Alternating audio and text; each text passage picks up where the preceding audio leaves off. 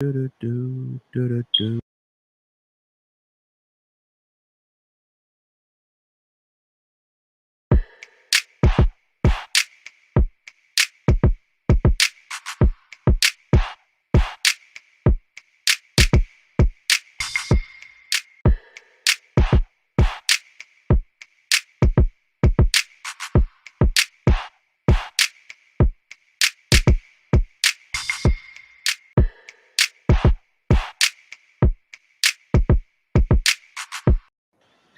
Well, good morning, good morning, good morning, good morning, and good morning, everybody. Good morning, everybody. Welcome to another episode of The Morning Glow. Welcome to another episode of The Morning Glow. Got a great broadcast lineup for you this morning, as I hope and I pray that we always do.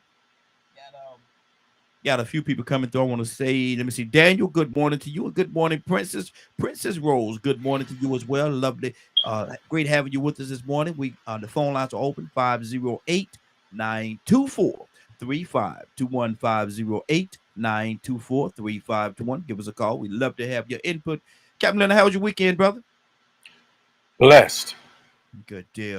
We just want to extend condolences to so many. There's a lot of death this weekend in family. So we just want to continue to pray for them at this time. But God is still good. Absolutely, absolutely. Leonard,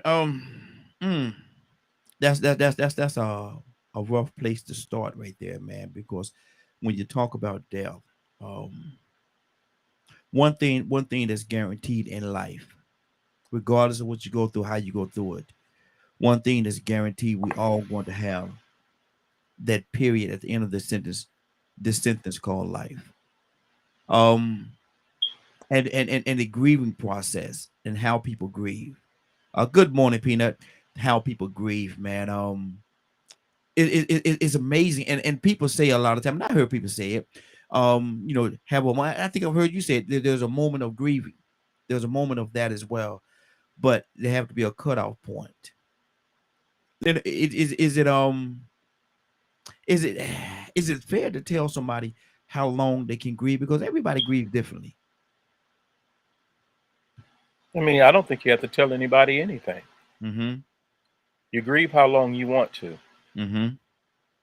When it becomes destructive, you need to be the one to recognize that. Mm-hmm. Period. Some It's, people die over grief. yeah, that lady that got killed in the school incident, they said her Hmm. husband died of a heart attack, Hmm. died of a broken heart, because of the fact that he knew that his wife was gone. And so yeah, I can see that as well. Ah, man, got to be a little silly this morning, a little bit, but I've seen people, at funerals. Oh Lord, take me with you, take me with you. I can't do it. I can't live without you, Lord. Oh Lord. I mean, they go through it. They go through it because they know that life as they know it is different. Is immediately changed. That person that they've been with for 5, 10, 15, 20, 30, 40, or whatever years it is, that person is no longer there. So their whole life cycle is going to be different. Um, and and they say that to somebody, nudge them. Somebody nudge them a little bit, like they're gonna push them in their casket. Well, hold on now, hold on now. No. Let's not be hasty. Let's not be hasty. But back on the serious side, man, grieving is a real serious thing. Yes, it is. And it needs to be put into a proper perspective. Mm-hmm. Because if you grieve in excess, it becomes a problem. Explain that to me. If grieving keeps you from going to work, if grieving keeps you from taking care of yourself, if grieving keeps you from tending to what is alive and what needs to be done, it's too Mm-hmm. much. Mm-hmm. And it will begin to overwhelm you. And the word is in the word it says, and somewhere I read, let In the all dead, things, yeah. yeah, let the dead bury the dead. What exactly does that mean, Leonard? Well, actually, let the dead bury the dead was said based on this principle Mm-hmm. is that more importance should be placed on that which is alive and living Mm-hmm. that can Mm-hmm. change Mm-hmm. as opposed to that which is already dead. Mm. So Wow. those things that are dead are not urgent. Mm-hmm. They They've don't had. they don't desire your, they don't need your, what are you going to do for someone who is dead? Mm-hmm. Nothing. There's nothing you can do. Mm-hmm. You know, you can pay your respects, but grief is just that. But it should be something that you go through, not stay there. Mm-hmm. The heart of man, and I say man, naturally I mean man and woman, but the heart of man is so unique. It's so very unique in that when a person when someone loves and they absolutely love and they're in love with someone, it's hard for it's hard sometimes to say goodbye. It's hard to end and to put a period on that sentence because that person has been with you for so long. That person has been a part of your life for so long. And to know that and to look at that casket and see that person laying there, knowing that when you get up and you walk out of that funeral home or wherever it's being done at, knowing that person is not gonna go with you. I hope my brother don't mind this, but my brother, when he lost his wife, they had been together for 20 some years. They had been together maybe even closer longer than that. He had to his grieving process. He called me, man. He said, "Look, man, I can't stay in this house no more. I can't live here because that's the weight that it had on him." And that he said he sit there in the living room sometime. They've been together so long. He's waiting on her to come around the corner, or he'd be wanting to call her or something like that. And then when the reality of the situation is she's no longer there. So to free himself, he had to move from that house that they had together and move somewhere else. I don't know. And some counselors, or Cassandra or Curtis or somebody, or even yourself, could call in and tell us what that is. Is that a pro? Is that a con? Was that better for him to do that? I don't know. I'm not a counselor. I don't know. But I know that it helped him. What do you say to that? Like I said, you don't have to ask nobody anything. Mm-hmm. It's his process. Mm-hmm. That's what's the most important. It's not my opinion or anyone's opinion. Mm-hmm. It's what makes him feel better. Mm-hmm. See, that's the part of getting through it. Is the Mm-hmm. is what is the issue. How do you get through it? If you Mm-hmm. need to move, move. Yeah. Yeah. Because he asked me, man, he said, Raheem, what do you think I should do? And I told him, I said, man, listen, I said, look, you got to do what's gonna be best for you. I say, go the kids, they grew up in the house, they love that house, but you're the one that's living in that house. You're the one that have to go through this situation. You don't want to have to go through this process of sitting in the living room looking at TV, waiting for her to come around the corner. Right. I said, she's not gonna come, brother. She's not coming around the corner. And you sitting there, you calling her name and stuff like that in that house. Y'all have such history in that house. I say maybe you might want to, I say I'm not gonna tell you what to do. I say, but maybe you might want to consider the possibility of moving somewhere else so you can start over, so you can start afresh and you can start anew. Hmm. And that's what I told him. And about a month later, he did, man. He put the house up, man. He sold the house and he moved somewhere else. Right. And Not, that's not uncommon. yeah, yeah. I got another friend, man. She lost she oh man, I hope she don't mind me saying, well, I ain't gonna call her name, but she lost her son, and she was pretty much going through the same situation. She had to leave that house Hmm. because he grew up in that house, and she was waiting on him to come home from playing basketball or whatever he was doing. She was waiting on him, man. And she Hmm. called me as well, and we had a conversation. I said, "Look, and I told her about the situation that happened with my brother. I said, well, maybe you need to move out of that situation. Is there's so many different layers to this thing, man. This is not our topic for today. We got a fantastic topic of the day. I can't wait to get to it. But right now we got another caller. Caller, what's your name? Where you calling from? Man, you know this Rico, man. What's going on with you, man? Welcome to a new day, my brother. Hey, to you as well, brother. Good morning. How you doing this morning? Man, I can't complain, man. Yes, sir. And how you say welcome to a brand new, how you say that thing, Rico? A beautiful new day. Yes, sir. Yes, sir. Rico, what do you hear in this whole? We're talking about the grieving process right now, and you heard what I said. My brother's situation and my friend's situation. Grieving, that's something that's real serious, Rico. What's on your heart concerning that, brother? yeah, I mean, I can understand the moves that they made. I mean, once you have a strong attachment, bond, or connection to somebody, you know what I'm saying, man, it can be unbearable. Yeah, It yeah, may be the best in your best interest to get away from that because you can actually look. All the good memories can still make you sad. yeah, yeah. That's good. Mm-hmm. That, I mean, that's terrible when you think of pleasant memories and it gets you to a point where you miss them. You may become suicidal yourself if you don't get away from them. Mm-hmm. Mm-hmm. So you have to actually, put yourself in that person's shoes. Actually, people should go check on people when they go through Yeah, situations like that. Sit yeah. in the house with them. Mm-hmm. If sitting in the house with them is too much, get them out the house. Mm-hmm. Take them on a trip. You know what I mean? Because I believe that does help sometimes.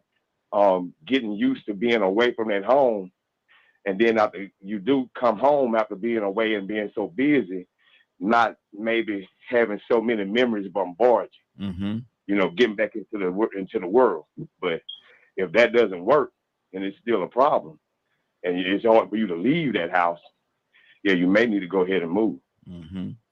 And I think that was a piece of and a part of what Leonard was saying this morning as well, man. You sometimes you have to detach yourself from that situation and moving, or like you said, Rico, just go check on them. If you go check on that person, man, and you see that something just ain't connecting, Leonard, you might want to do like Rico said, just look at let's take a ride somewhere.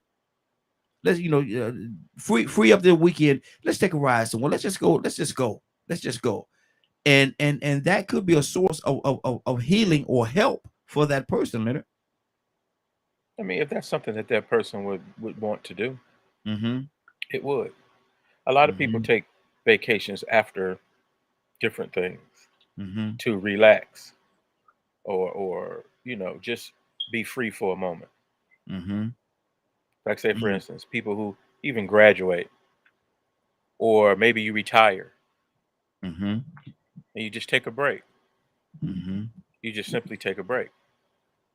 And there's Mm-hmm. nothing wrong with it. I've taken very long breaks. Man, when you say very long, I think you mean very long, brother. Very, I Yes. have no problem with taking a break from what Mm-hmm. bothers me. Mm-hmm. Mm-hmm. Trust me. I don't hold on to much of anything. Yeah, yeah. And like I say, the phone lines are open 508-924-3521, 508-924-3521. Give us a call. We'd love to hear from you. And this is a real touchy subject right here, man. Talking about the grieving process, talking about how people grieve. Rico, if you saw somebody, man, and you knew that they was going through that grieving process, they're not themselves, and they're in a dark place. They're in a very dark place. I understand what you said about maybe taking a trip or something like that, but immediately that moment, is there the right thing to say? Is there a right or wrong thing to say? Or just sit there and not say anything? How do you deal with that? Say something kind. Hold on, Rico. First off, I think that you have to be the type of person that's not, I'm gonna say, selfish minded. Mm-hmm. You have to be able to put yourself in that person's shoe, but then also remember how much you know about this person. Mm-hmm. You know what I'm saying? So, I mean, 'cause if you want to take them away and get them distracted from that situation, you got to take them somewhere that you know they won't feel too disrespected. Mm-hmm. It's not somewhere that you just love to go, or maybe it's just not appropriate. You Mm-hmm. don't want to take them to the Blue Flame. Yeah, yeah, You know what I'm exactly. saying? You don't want to take them to Las Vegas. You know what I'm saying? That might Mm-hmm. be the wrong move. They might Mm-hmm. break down and cry in front of some people. Mm-hmm. So you really want to take them somewhere where they could just breathe and actually still be able to enjoy life. It might be to the beach or something. You get what I'm Mm-hmm. saying? If it's to the beach, then if a woman happen to catch their eye, that's on them. But Mm-hmm. really and truly, so much more you can enjoy just getting away, get different scenery, or maybe going up in the woods or something, being able to enjoy all the um other benefits of life and all the other creations of life to get you to appreciate just being here and still being able to, recognize and appreciate the person that you just lost. You know, like I said, it could be a touchy subject, man. I mean, that could be a touchy situation Mm-hmm. because that person may not want to leave the house. Yeah, yeah. Mm-hmm. And see, Rico had that's a great point he's making there, Leonard. Sometimes they just and you might almost have to force them to come out of that house, because sometimes they might not want to leave the house, but you know within yourself that I got to get them out of here for a minute. I got to remove them from this place just for a minute. But Leonard, because you want to and because you see that there's a need, sometimes they just don't want to leave their dwelling, man. What do you do? Well, first of all, I don't force myself on people. Mm-hmm. People don't need me. Mm-hmm. You know what I'm saying? It's not that type of. I don't have that type of character. Mm-hmm. I'll be there for you if you need anything. Mm-hmm. But I'm never going to force myself on a person. Mm-hmm. I don't ask people the same thing twice. Mm-hmm. If you say no the first time to me, that's enough for me. Mm-hmm. I think I love the way you started when you said people don't need me. It's not like I feel like I'm so super important No. that people need me and they need me in that situation. But at the same time, both sides of the coin, sometimes I think, and this is just me talking, sometimes I think you have to not force yourself, but be a little assertive, knowing that this person's in a dark place and they need a moment of relief. Sometimes you have to, I had a man, good Lord, I'm sitting here thinking, oh, man, y'all making me reflect on things. I had a friend of mine, I called him Uncle Ray. We met when I lived in Augusta, Georgia, and he was actually about to, his wife, Miss Peggy, she knew that he was about to transition, and he had given up on everything. Man, he wasn't eating, wasn't doing anything. I think he knew it, and she said, I went over to see him, and me and my wife and I went over to see him. And she said she said, Raheem, he's not doing good. He won't. I can't get him to eat. The rest of the family can't get him to eat. Can't get him to shave. And Uncle Ray, he was clean. Can't get him to shave. He got all this stuff on his face and stuff. He won't do nothing. And so I went to him. I said, "Oh, Uncle Ray, what's going on, man?" We had a little conversation.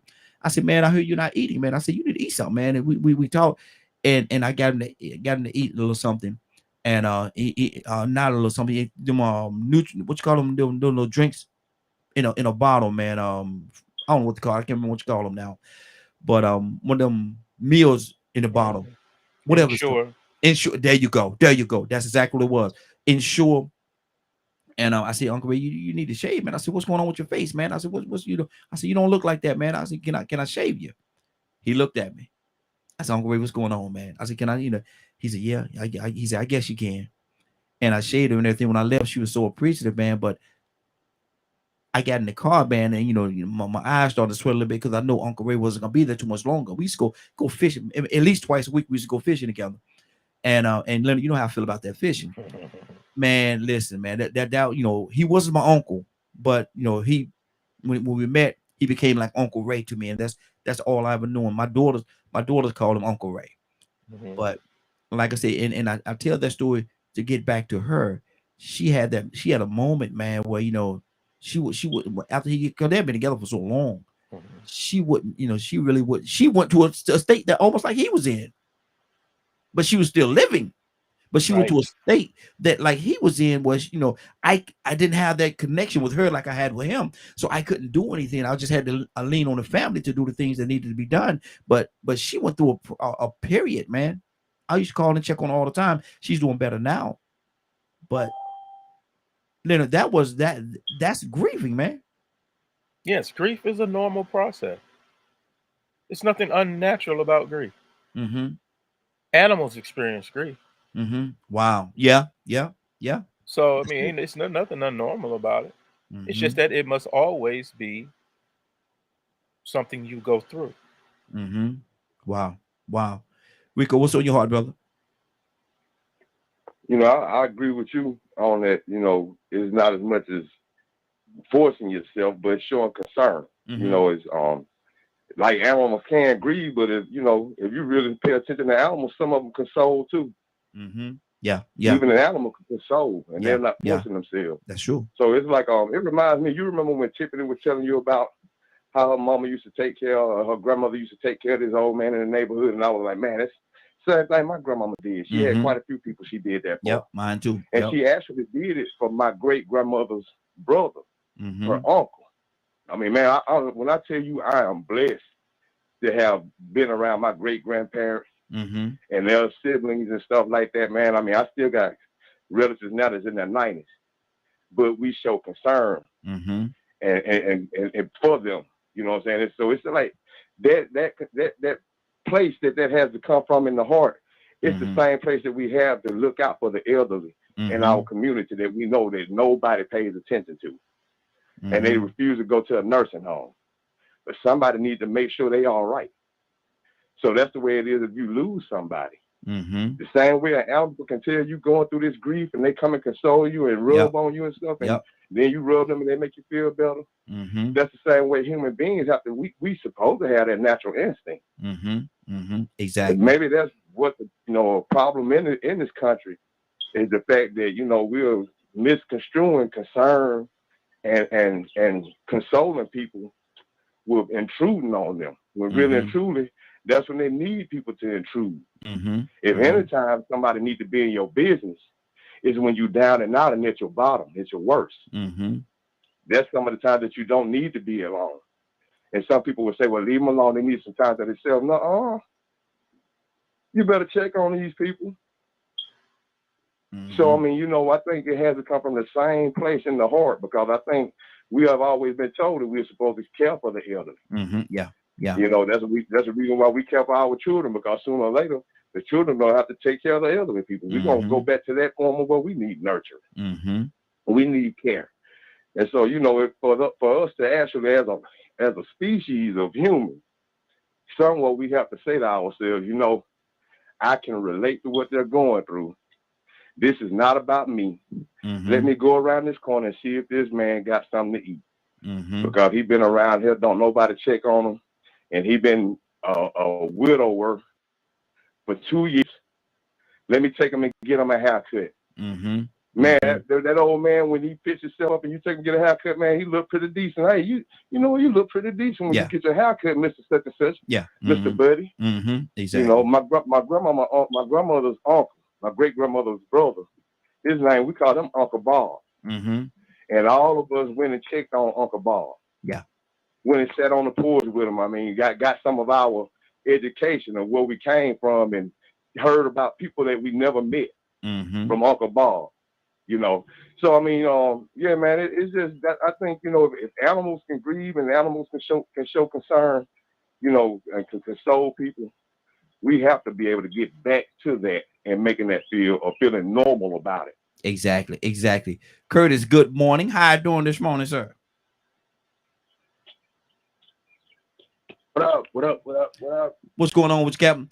We're talking about, man, grieving, man, and how is it too long? Is there a certain period of grieving? Should if you find out that a person is grieving, Curtis, and you being a counselor, I'm glad you're here, man. How do you get a person in a place of comfort? I told the story about my brother and my friend. They had to move out of the house that they were living in. Well, two different people, 2 different times, but they had to move out of the house that they were living in because my brother lost his wife and the young lady lost her son, and they couldn't stay in the houses because they was connected. And both of them was pretty much saying the same thing, man. They was waiting on them to come around the corner. They were calling their names when they were already deceased and transitioned. Curtis, how did that grieving process work, man? Is there a good or bad or right or wrong way? How do you deal with someone that's grieving? Only thing you can do is really be there, because when a person is moving through the stages of grief or loss, I can't hear you, Curtis. You're very low, brother. I said, you really don't move them through anything. Like, only thing you can do is just be there. Only thing you can do is just be there to offer moments of comfort, like Rick said, or is lend an ear. But when they move stages of grief and loss, that's on them to move through the stage. You can't move them through there because you may move too fast. You may trigger a thought, trigger an emotion that may take them down. No, you gotta let them move through that on their own. You have no control over that. Now it was said this morning. I think Rico said it, man. I thought at the time when he said it was a great point, but I want to come to you as a counselor. If you go to them, you see that they're grieving and they're going through something and through that grieving moment, should you say, look here, Friday, I'm coming to get you. We're going away for the weekend. Let's get away for a weekend just to go. Curtis, is that a good thing, or are you moving them at that point too fast? It can be a good thing, but all at the same time, it can be a very, very powerful tool because I hate to say it like this, but it's a distractionary tool. Yeah. Separation. Yeah, and it can be a powerful thing. Mm-hmm. But just know this person. Wherever you asking them to go, know them because you may trigger something. The person that they lost, that might be something that they love to do. Mm-hmm. So you run a distractionary tool, then you got to spend time. It is my belief, and I could be wrong, but you got to spend time like analyzing. Okay, what I'm about to ask them to do. How connected is what I'm going to ask them to do? How connected is it to the person for which they lost? Mm-hmm. Mm-hmm. You know what I'm saying? So, like, Reek is dead on point with like, yo, you know what I mean? You better check on them, folks. Yeah. Check on them. But let them move through the stages of grief and loss on their own. Mm-hmm. Okay. You know what I mean? Like, yeah, you can be there to comfort. You can even be there to aid and assist.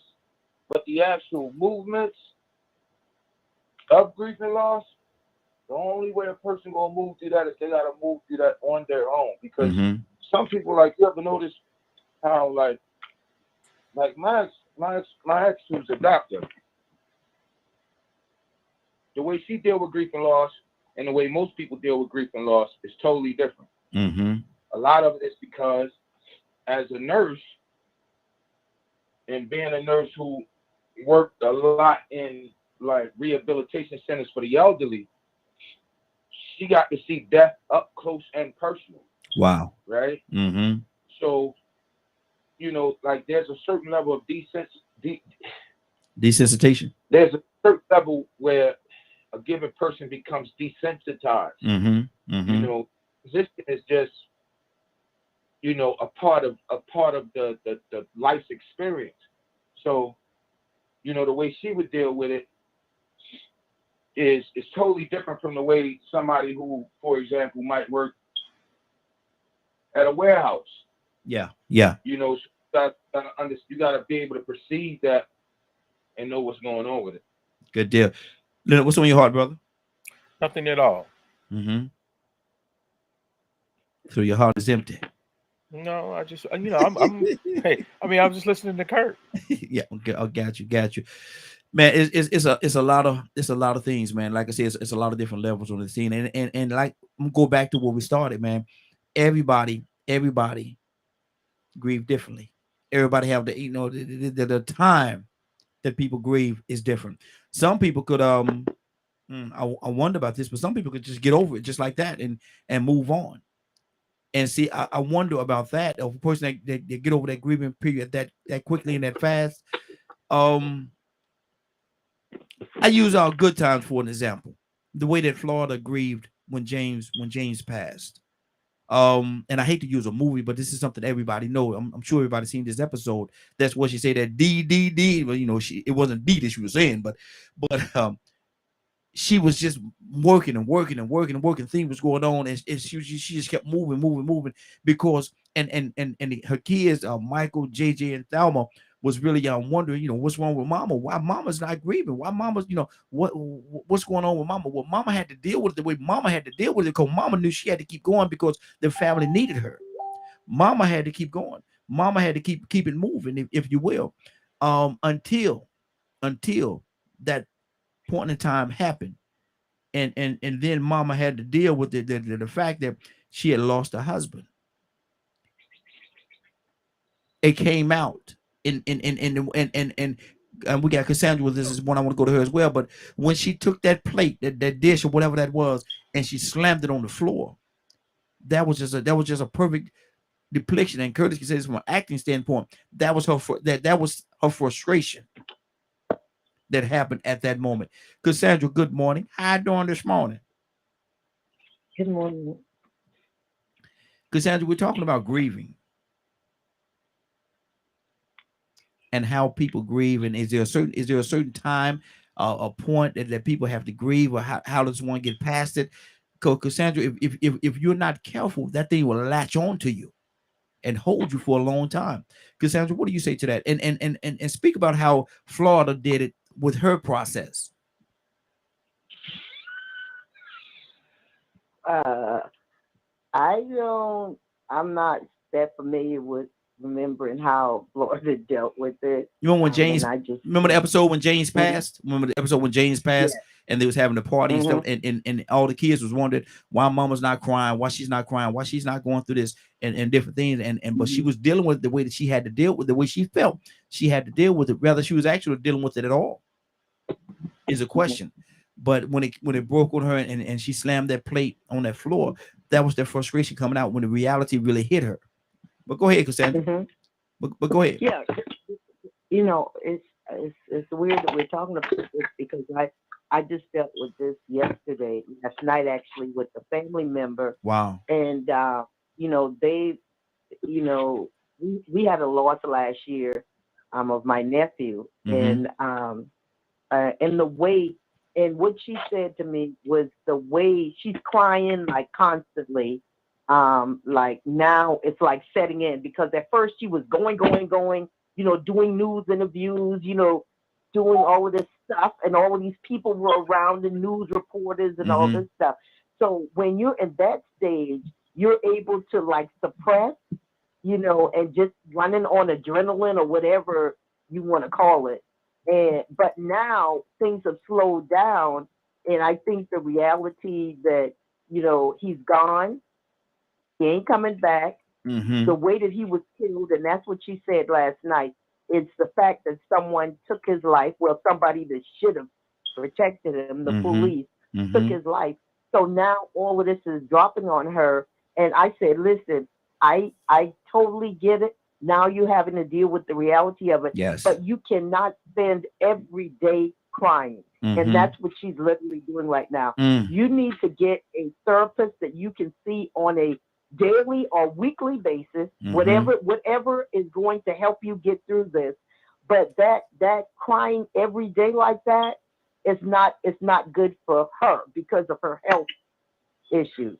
So, Mm-hmm. everybody deals with it differently, but she's gonna have to deal with it. That's Mm-hmm. the thing. When it hits you, you have to deal with it. Yeah. You Yeah. cannot just, sit at home and cry every day. Mm-hmm. It's not, I mean, because you will kill your own self.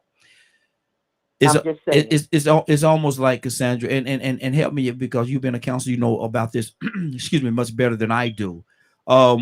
Is it almost like they're hoping and hoping and wishing and praying that it'll go away, and that person will step back around that corner? Yeah, come around the corner or open the door, because she said she keeps looking at his room door, Mm, thinking he's going to come out of the mm, room. That's not going to happen. You understand what I'm yeah, saying? yeah. So yes, that's exactly what it's like. You're right now. She's in the depth of her grief, is just coming out, but you got to do something. You cannot sit there and cry every single day, because you will hurt your own self. That's not Wow, that. It just can't work like that. wow. And that's pretty much what we were saying, Rico. There have to be some kind of release valve, because it can't consume you. What's on your heart, Rico? Yeah, that's absolutely true. That's where the term grieving properly comes in. The Mm-hmm. phrase Mm-hmm. grieving properly. But see, it's hard to grieve properly when you have to make funeral arrangements, Mm-hmm. pick out caskets, find the insurance. You got all these responsibilities, like Florida. Mm-hmm. And so, you never really have a chance to sit down and grieve because you still have business to take care of. Mm-hmm. I remember that happened with my grandmother. I ended up being, she got children. And I still had to be the one brave enough to go up to the funeral home, view her body, get somebody to do her hair, pick out the dress, pick out the casket. Man, and then greet everybody when they came in from out of town. Mm-hmm. Some of these people I've never met before, but I had to be the host. I mean, when I tell you, just like my parents built on me, my mama was there. Don't get me wrong, but it wasn't her place to do. She couldn't do what I had to do. Mm-hmm. Mm-hmm. And I mean, man, listen, I had a job on me. Oh yeah. And then after the funeral, I started looking at everybody and realizing that everybody was fixing to leave. And as they started leaving, when they got down to the last person, and that was my other cousin that my grandmother raised after she raised me, that's when I lost it. Now, I lost it that first day, don't get me wrong, but when it was time to take care of business, it was like, okay, I really couldn't mourn properly anymore. And then, like I said, when everybody left, that last person left, it was a problem. I went downhill. Yeah. Yeah. And so I didn't have anybody there. So, I mean, you know, like, really, to be honest, like, if people are listening to this, this is how life works. When you're going through the experience, it's rare that you will actually recall all this information of how you should handle yourself. Yeah. Yeah. And so that's why it's so important for the people on the outside, the friends and the family, the people on the outside looking in to understand, okay, now they got all this adrenaline pumping, like Cassandra said. These endorphins going to your brain, you know, and you know that this person hasn't grieved properly, but you thinking to yourself, oh, they handling it well. But they really haven't. And so, you know, it's you have to be very considerate and mindful, like Curtis was saying, know these people. Yeah. And if you're going to be there for them, don't try to get them distracted from what they're doing at your pace. You know, if you do it at your pace, you may end up trying to take them to the wrong place. Yeah. I can't imagine taking somebody to the Blue Flame because that's what y'all like to do. And then he started crying. You know, and that happened one time. I hate to run this time, man, but I had that situation happen with a friend, man. I was actually supposed to went with them, and I didn't go. You know, sometimes you just get this sense there's something to tell you, go, don't go, and I didn't go. And all of a sudden, we get the bad news that there was a car accident, and my friend and his girlfriend got thrown out the car, and he was, you know, pretty much brain dead. This is my first experience on realizing that when you brain dead, you're brain dead. And so we had his brother, and we were consoling him, and I'll put it this way, he witnessed the accident. Wow. And what happened was they followed each other to a mall out of town, and on the way back, as two brothers were driving, the younger brother felt like he wanted to, you know, play on the road, and he cut the older brother off, and the older brother had just bought this car. And somehow they didn't have the tire on right or something like that, so the tire came off when he swerved, and it flipped. And, you know, that was the problem. So not only was he dealing with the fact that he watched his brother go through this, but he felt like he was the cause. But I'm going to tell you how inconsiderate and young and unthoughtful I was. Me and the other buddies. There was a park that we used to go to every weekend. And when I tell you this thing was turned up, lit, it was the place to be. And so to get his mind off of things, we thinking we being mature. We done told his mom and dad we're going to take him out the house, get him away from everything so he ain't got to think about it. This ain't been but like this what the next day. And we take him out here to this park, man. And at any other time, we would have been having fun, drinking, having a good time. And he tried to do it. He tried to drink. And before you know it, he said, man, I killed my brother. Went to boo-hooing and crying. And guess who was out there with him in the middle of everybody's fun? Wow. Crying. But see, had I not been thinking, had me and whoever else took him out there that night, had not been thinking about how much fun it was going to be, and the really and truly, as I got older, I realized even though we were there to console him, we still wanted to have some fun because we weren't going through what he was going through. So we really didn't consider what he was going through maturely. Now, that happens sometimes when you're young and immature. But that's what will happen if you're not thoughtful enough in the process of trying to distract somebody when they're grieving. You'll get them in a situation where, man, everything just go upside down. Wow. Wow. We got another call. I think this is Friday. Friday, good morning. How are you doing this morning?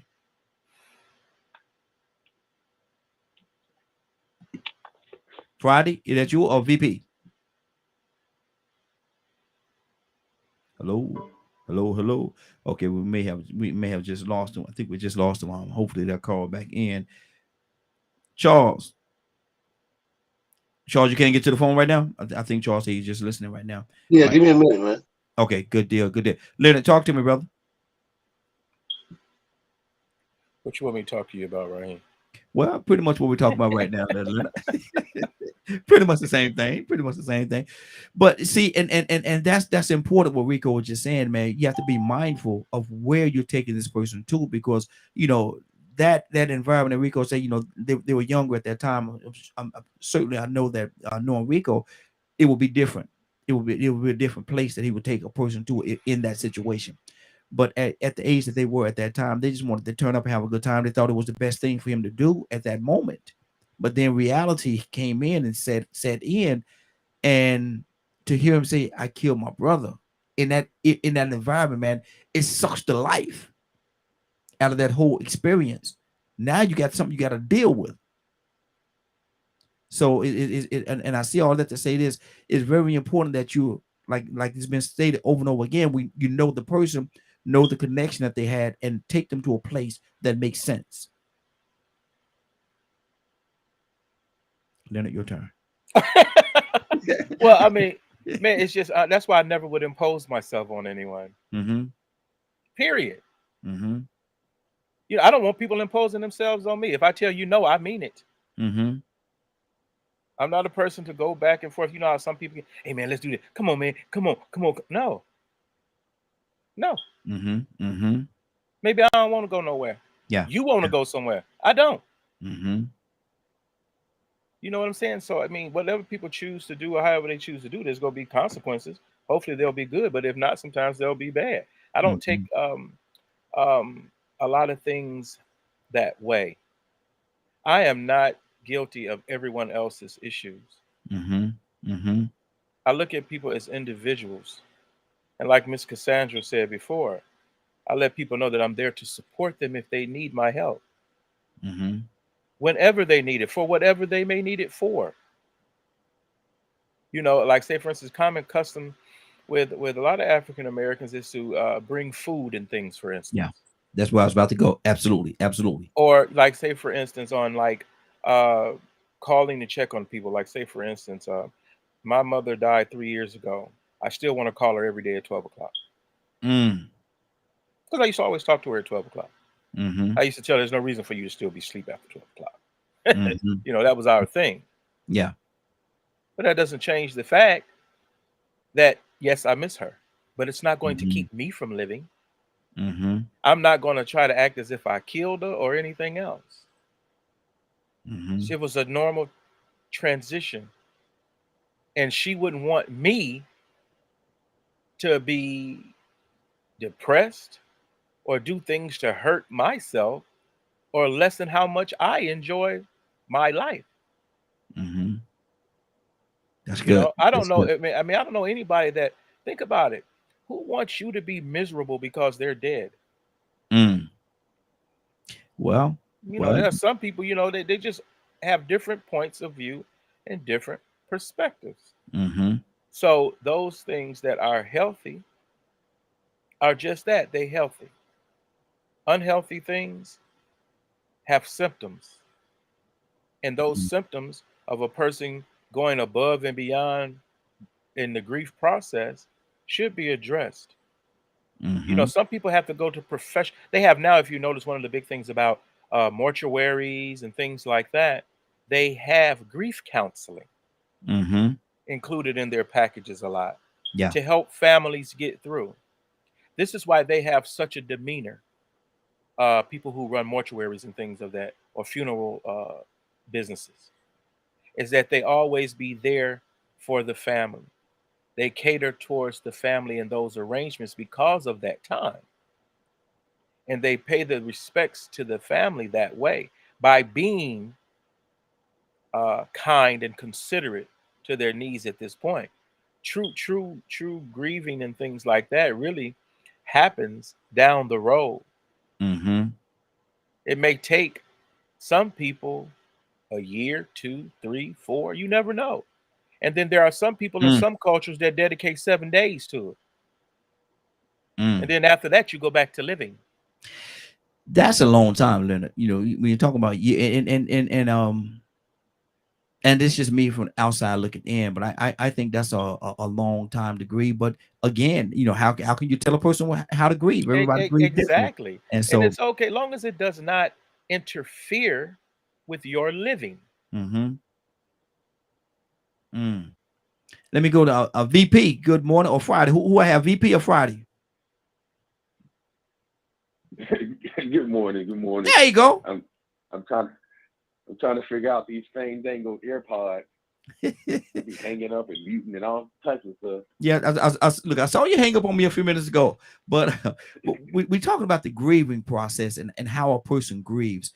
Is there a right, wrong way? Is there a time limit, or should you interject yourself in their grieving process? VP, and good morning, brother. How does this thing work, man? Talk to me about grieving. I am probably by far one of the worst persons to talk to about grieving. I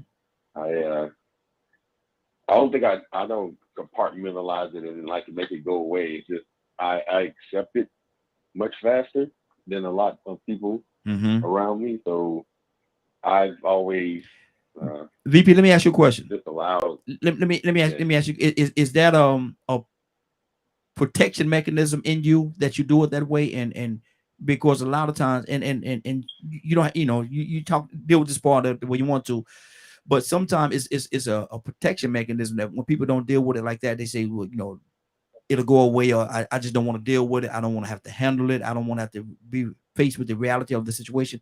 Is it a protection mechanism in you? No, I think I've been fortunate enough to where usually when it's a death that comes around, it's not sudden. So I can't say I've had that experience yet where I had to grieve because it was a shock.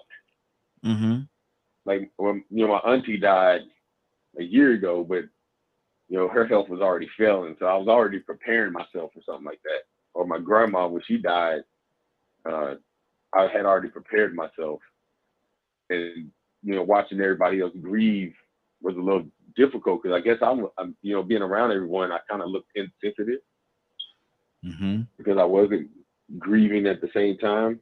I think I had my tears, and then I laughed and thought about the memories, but that's about it. I think every person has their right to do it a certain way as long as it's not in an intent to hurt another person. Because some people can be dramatic and get into the blame game or reminisce or have regrets about things and find themselves hurting other people or messing around in relationships they shouldn't be in because they're trying to soothe the right, in the wrong manner. Yeah. Wow. Cassandra, talk to me, sis. What's on your heart? 508-924-3521. 508-924-3521. The phone lines are open. Give us a call. We'd love to hear from you. Cassandra, what's on your heart, sis? Yeah, VP hit a very important point that we need to think about. Sometimes, well, just like we say, hurting people hurt people. It's true. I hate that analogy. I really hate that term because just because you're hurting, you should not try to, inflict that pain on somebody else. That's right. But people do it, and I see it all the time. And in grieving, I see it a lot. Like people will start blaming, well, you shouldn't, you can't, don't do that because that person is already in pain. And then you come with, the blame game, which doesn't help anybody because you're in pain. You want to make sure that they're hurting as much as you. And I'm going through that. I've shared it before, like when my nephew died, my sister blamed me. She said, you killed my son. And I'm like, what the, how? I wasn't even in Charleston. I'm not a police officer. I wasn't there.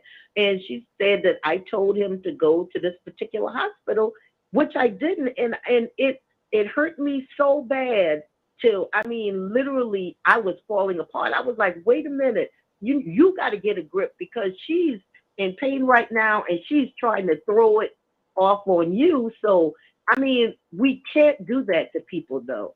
I would never try to inflict that kind of pain on somebody because I'm hurting. And people do that. So we have to be careful that when we're hurting, we don't do more damage to people around us. Yeah. And it happens all the time. Toussaint, good morning, sir. Yeah, absolutely, absolutely. Tucson, good morning, sir. How you doing this morning? Doing well, man. How about yourself? Hey, doing good, brother. We're talking Good about morning. we're talking about grief and how a person grieve. Is there a window or time that you should have within that then to shut it off? Some people grieve, like Leonard said earlier, sometimes 2 or 3 years.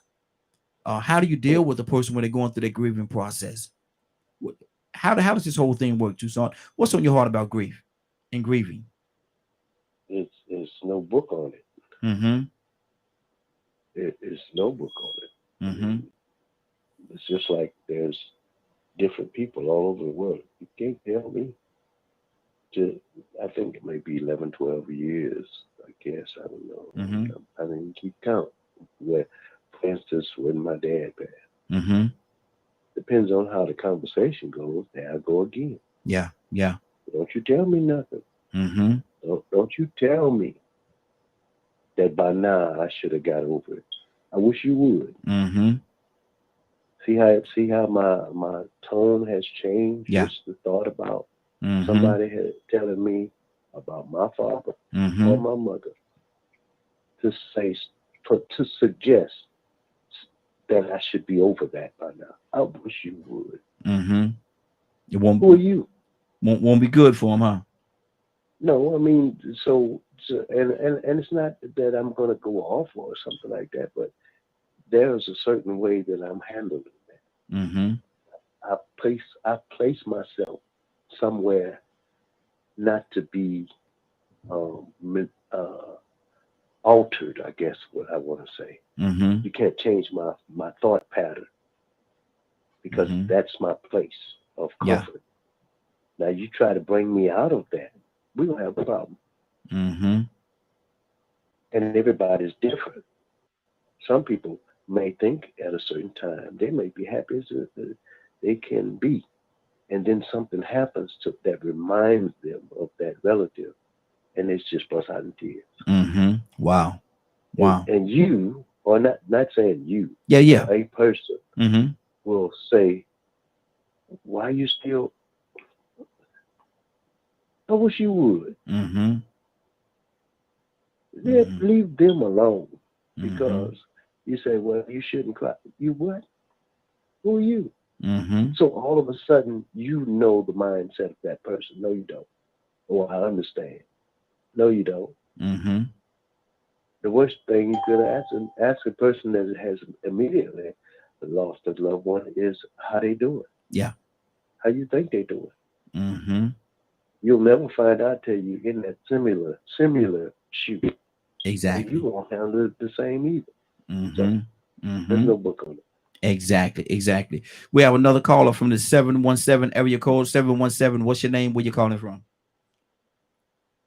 Hi, my name is Giovanna. I'm calling from Pennsylvania. Hey, Giovanna. Good morning. How you doing? I'm fine. How are you? Hey, doing well, doing well. Giovanna, we're talking about grieving and how people grieve and right, wrong. Is there a certain time limit? And everybody grieves differently, Giovanna. What's on your heart based upon this conversation? Um, I I think at the moment, Giovanna, are you talking directly into your phone? It's just a little bit low. hold on just a second. Okay, is that better? Much better, much better. Thank you. I think, at the moment, and coming from a place of a person who is still grieving, last year was really hard for me. A lot of death. Mm-hmm. I do believe that there are different ways to grieve and different steps to grieve. But like a lot of people, my grief doesn't like company. Mm-hmm. I tend to separate myself just because if I'm grieving, I don't like pity. I don't like people feeling sorry for me. It's just kind of leave me to my own. I'll be okay. Just kind of give me some space.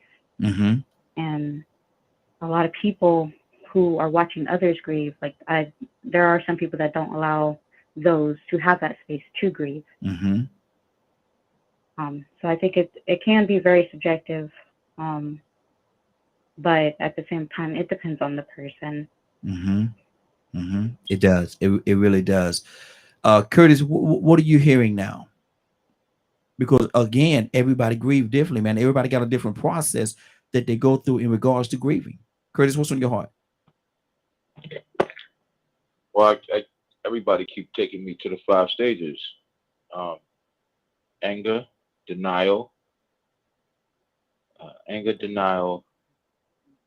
uh, uh, bargaining, depression, and acceptance. And some folks who are robotic in nature, they see it from the perspective of you're going to go through anger first, then you're going to go through denial, then you're going to go through bargaining, then you're going to go through depression, and then you're going to go through acceptance. One of the things that I done caught on to is that you really can't put them in any kind of order. Because once again, you got to understand the person that you're dealing with, right? The one thing that comes last, inside and out, I left him in the car. The one thing you got to understand is what is almost a guarantee is that acceptance will always be last. It will all. I think we lost Curtis there for a second. Curtis, you there? Okay, we lost Curtis for a second. Let me go. VP, what's on your heart, brother? I'm listening now. Right now. Okay. Anybody have anything? I want to jump over to my topic. It's 8 o'clock, 8:07. It's not just a situation. Okay, there you go. It's not just a situation where I had to take it off of my car because I'm not in the car. Okay. It's not just a situation where it's always death. What I'm noticing today is I don't know if people paying it any attention, and I'm pretty sure Cassandra is dealing with it consistently. But you have a bunch of people walking around here right now who are suffering from grief and loss. Especially when you're dealing with like the homeless population, the battered population, male and female. They deal with it constantly and consistently. The poor. So, you just got to let that person move through their phases and just try your best to just, stand as close to them as you can, to comfort, and or help heal. But they're going to move when they move, and it's okay. There's nothing wrong. If it takes you 5 years to get over the loss of something or someone, then it takes you 5 years. There's no, I don't know where human beings get this idea that, oh, in this course of time, you're supposed to be like this, or you're supposed to be like that. The human condition is serious, man. And it's a condition. The human condition is the most neglected condition of all. That's just in my opinion. It's the most neglected. It's the most overlooked and underanalyzed, because we have a certain idea of cultural norms and societal norms that say we're supposed to be like this by this time. That's man trying to control like the most powerful specimen in the universe. It's the human brain, man. You can't do it. That's good. Rico, can you become a prisoner to that grief? And we're gonna move on to our topic of the day in just a minute or two. But can you become a prisoner, Rico, of that grief? I definitely believe you can. I think I've witnessed people in a situation where they can't escape that trauma. I think I told you before about the wino that I could never figure out why he got so sloppy and pissy drunk every day. I mean, it was like every time you saw him, somebody would have to be helping him off the sidewalk or something. If he was on his feet, he was just like the most miserable, pitiful thing you ever seen. And I was like, man, what happened? You know, I know he had to go through some type of trauma, but I'm like, what is he trying to drown out? And I found out about those twins. I was like, wow, that's something to have to deal with. You know what I'm saying? But man, I think that's all deep what Curtis said, man. I was thinking about anger. You know, I wasn't really looking at it as in stages, but one of the ways that people respond, you know, might be dysfunctional, but they respond angrily. But then I also realized that if they have stages, they left one out, and one of those stages is shock, and another stage is adjustment, because nobody knows that this death is coming. You know, and if you say, well, why would people react angrily? Well, it could be different levels of anger to responding to and grief because of the fact that of the way it may have happened. Whether it's, you know, somebody died violently, maybe they died at the hands of a sibling. You know, maybe, I mean, think about it, man. I got friends I grew up with, they killed their twin and killed their older brother. Not only was that shocking, but man, that grieving that we did as friends, all of us that were childhood friends with these people, man, it was different. I mean, that was just like, not only terrible, but shocking. This man killed his identical twin and his oldest brother. Wow. What happened? What happened? What happened? What happened? We trying to figure out what the hell happened, man. I mean, so, you know, trying to console people, you know, I mean, man, you really have to be mindful of the other person. You have to know the other person if you do want to call yourself giving condolences too. You know, because like I said, some people will respond in a very dysfunctional way. You know, they might get condolences and start lashing out. Don't be wishing me no condolences now. What was y'all looking for this and that? Wow, that's good. Why That's y'all good. want to come around now? I don't want all this fake love. Y'all, Mhm. you never know how somebody gonna respond. So it ain't no book to this thing, man. You know, this thing we call life. It evolves, and we just have to move accordingly, but always be conscious and aware of all the different ways we may have to adjust. Exactly. Charles, good morning, sir. What's on your heart this morning? Can you hear me, brother? Yes. All right. So the question was about how do people grieve, or how do you treat people when they grieve? Yeah, the whole grieving process, man. Is it a right or wrong way to deal with it? Is there a time limit? And what should you do as a person to see somebody that's grieving? How should you strategically interject yourself in that process to help them, hopefully help them get through it into a place of healing? Sometimes you can, sometimes you can't, man. Mostly offer your condolences and ask what you can do, and move out the way, because most, like what everybody on here is saying, that people grieve differently. As for, I think somebody was saying, I think it was VP, was saying he never been in a situation that nothing happened all of a sudden for him. He always had time to prepare. Same with me, I think I've always had time to prepare, because when my dad passed, we already knew he was sick. I think my aunt, she did have a heart attack, but I was younger, so it didn't, affect me like that. But as an adult over 20, my dad's the only person I lost, and he, we were looking for him to pass away because of cancer. Now, me being how I am, my mom, she's late 70s, and I know she's not gonna be here forever.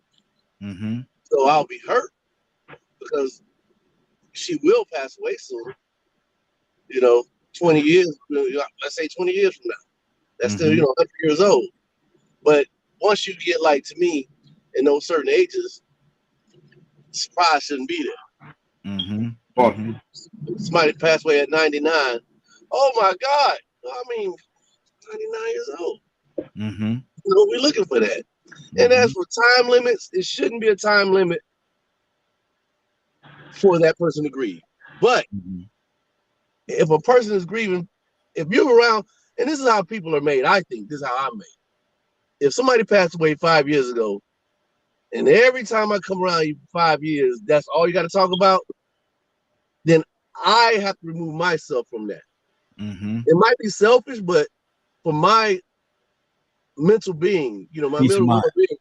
Peace of mind. Mm-hmm. Peace of mind. Peace of mind. Mm-hmm. That's the word. Every time I come around, you can't talk about the same thing. You know, Mm-hmm. I understand you grieving. You might need to go get some professional help, and that still Mm-hmm. might not work. Mm-hmm. But the only way I can fix that situation is like, because I don't need to say nothing about it. Every time in 5 years, man, get over that. Man, get over that. That's super selfish. I can't say that. Mm-hmm. Exactly. So Exactly. what I can do is remove myself. Mm-hmm. Giovanna, what's on your heart, sis? Oh well, listening to everybody. Mm-hmm. You know, I came to the same conclusion as everybody grieves differently, and you can't place a time limit on it. Mm-hmm. You know, I'm still dealing with grief. You know, and there's different types of grief, and it doesn't necessarily have to pertain to the death of someone. It could be the death of something, like a Mm-hmm. relationship, a friendship. You know, it varies. You know, I'm dealing with myself two different types of grief. It gets hard, you Mm-hmm. know, and it really does depend on the person. Okay. Um, you know, so I do get that and I do understand that, and you can't place a time limit on that. But I do agree with if it's 5 years down the line or 10 years down the line, then yes, that person does have to seek, professional help, because grieving for a long period of time, it can be damaging, not only physically but mentally and Mm-hmm. emotionally. Mm-hmm. Mm-hmm. That's good. That's good. Leonard, Yes, sir. Can grieving, can it be unhealthy? Can it be an unhealthy thing? Well, I think we already addressed that. Mm-hmm. If it hinders you from living, it's unhealthy. Mm-hmm. If it hinders you from doing anything that you enjoy or those types of things, then it's unhealthy and you need to get professional help. Like Kurt Mm-hmm. was saying, there are stages of grief. Mm-hmm. Yes. And then, a lot of times people don't go through those stages in order or what have you. But it just depends on the person. Trust me, if you were not well adjusted previously, you're probably going to have more problems Mm-hmm. than any other person. I love the way VP did it. VP came up with a very healthy response. I don't think he, like say for instance, death is what it is. Mm-hmm. It's over for your relationship with that person. Like say for instance, I saw some cultures dedicate a certain amount of time to grief. Mm-hmm. You know, so we have different perspectives, and like you said, it's not just related to death. You can experience grief over other issues as well. Separation from a child. Mm. Like say for instance, I think a lot of times of what it would feel like if the court came in and took my children away for some reason. Mm-hmm. That was working with children in the system. That was one of the things that made me want to get involved, is that even though you're going through hard times this way, there should be a relationship that is maintained. Even though Mm-hmm. the parent may not be able to provide for the child at that time or what have you, stay in connection. That Mm-hmm. always be known that you're getting yourself together, you're doing what it takes to get custody back, and those types of things. Mm-hmm. So the grief is, like I said, grief is natural. Pretending like it isn't or anything like that, that's probably unhealthy. Exactly. Yeah. But it's okay. Like some folks, if some cultures, death is the end. So there's no need in lingering on that. It's Mm-hmm. like, say, for instance, people talk about how much they love their loved ones, and then when they die, all they doing is fighting with other family members. How respectful Yeah. is that to the Mm-hmm. dead? Not at all. Not at all. Yeah. Not Not at at all. all. So, Exactly. sometimes people do what they want to do, regardless. Mm-hmm. People are going to react a certain way, and everyone shouldn't have to react like everyone else. Just Mm-hmm. because I'm handling it different, don't mean that I love the person any less Yeah. or Yeah. cared about them any less. It's Mm-hmm. just one, I have a better way of dealing with my grief than others may have. Like one, Absolutely. why I'm gonna go cuss you out because my mama died? Mm-hmm. That what's the point? Look at here, I'm gonna tell you something. Certain hoods, you might be in the casket next to, or you cuss the wrong person out for the, you know. yeah, So yeah, we yeah. really have to think of it in different ways, and especially those people who are looking for a way out. If people who are grieving that don't want to grieve anymore, but for some reason can't stop, that's a sign you need to go get some help. Exactly. Tucson, let me ask you this question. And Lord, I don't know what I'm about to get out of Tucson. Leonard, put your seatbelt on, brother. But Tucson, if a person is real close, because some people say their animals are like their children, because they don't have any physical children, and they say the animals are like their kids. And if their dog dies, and 6 months, 8 months, a year or more, they're still grieving over that dog. Stuff the dog, and have the stuffed dog over there in the corner every time you come. They talking to the dog and all kind of things. Tucson, is that too much? Is that another level of grieving? I can't say I'm sorry. Oh Lord, see, we go watch your brother. I'm sorry. I'm apologizing already. Mm-hmm. Because people have a tendency to bond with their pet like it's a human, it's family, and they grieve. And I have to apologize because I don't understand that. We used to bury the dog in the backyard and move on. That's what we used to do.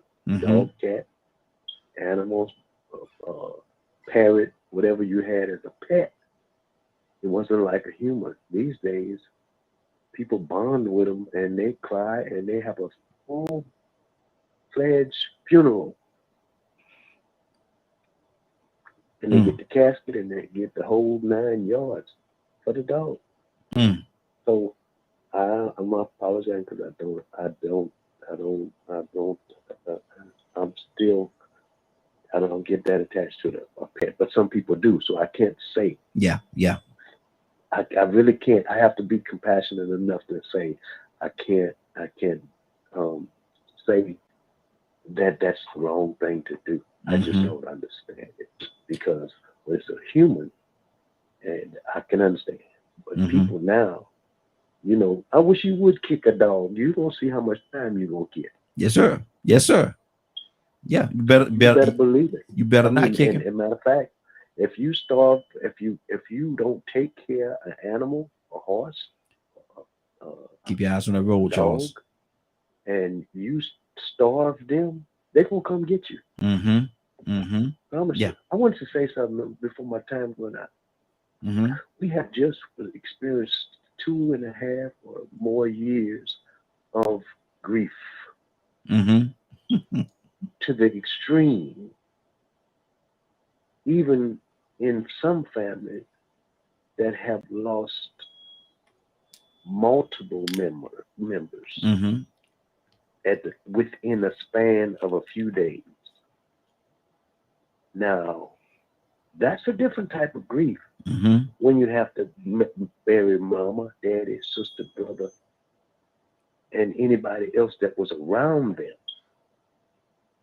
at the same time, within the same time. That's a place that is new to everybody. Yeah. A congregation that have suffered loss of the pastor, the deacon, the usher, the choir member, the everything else, and they're all gone. That's a different thing. Yes, sir. And we're in a society now that everybody's grieving at the same time. That's why we're acting up. And maybe some reason why we're so mean and hateful. Wow. I'm just saying. Cassandra, what do you say to that? If and Cassandra, do you have any friends or colleagues or whatever the case that love the animals to that level, to that degree, that they would grieve over them for X amount of time or extended amount of time? And how do you if so, how do you deal with it? Yeah, I mean, it to them, it's just like as if a child died. Literally, literally, I've dealt with people that, the dog died and they've had the dog for for 15 years, 11 years, whatever. I mean, just recently I had somebody, I mean, you would have thought that her child died because that's what she clung to. You know, she didn't have, you know, that dog was there when nobody else was around, you know, and she literally was grieving as if a human being had died. And I mean, what do I say? I can't condemn her for that or judge her for that. That's the way she felt. I'm like, Leonard, if that's how you feel, you know, that's how you feel. Who am I to tell you how to feel about your dog? Yeah. If that's where you want to be with it. I wanted to really quickly though, several people mentioned about the grief process, not just being from death. Divorce is something that I have seen people grieve just like a death. And I went through it for a period of time when I got divorced. So I understand that it's like somebody pulled my heart out of my chest, even though the person and I, you know, weren't seeing eye to eye. I'd been with them 15 years, 16 years, and it literally felt like somebody had pulled my heart out. I was like, what in the, why am I, this person was cheating, they was doing blah, blah, blah, blah, blah. But that pain of loss, the loss, it did something to me. And I see it with a lot of people, even when it comes to something like divorce or the breaking up of a long-term friendship. Yeah, absolutely. Absolutely. And see, and my thing is, I can understand if a person is connected to their animals, their dogs. I don't too much understand when it comes to a cat, but you know, I'm not a cat person. But my thing is, there you go, Charles. I love my dogs, man. I do. They say dogs man's best friend. I can agree with that because you know you can tell that dog something you can't tell your boy. Right. Yes, sir. I celebrate every year on the anniversary of my divorce. Roughest 3 days of my life. Lord Jesus. Lord Jesus. Lord, look, Cassandra. Cassandra. Come on, Tucson. Lord have mercy. Come on. What Hey, let the soft side and the truth be told, y'all. Book you wrote on. Tucson. Fragile material. Handle with care. Fragile material. Wait, black folks don't like animals? That really goes to show you how delicate the mind is. Because like Cassandra said, she hit it on the head, and I just been sitting here itching with it in my head, bouncing around. The same thing. It's really about loss. Yeah. Especially when people find things that they are dependent on. Good.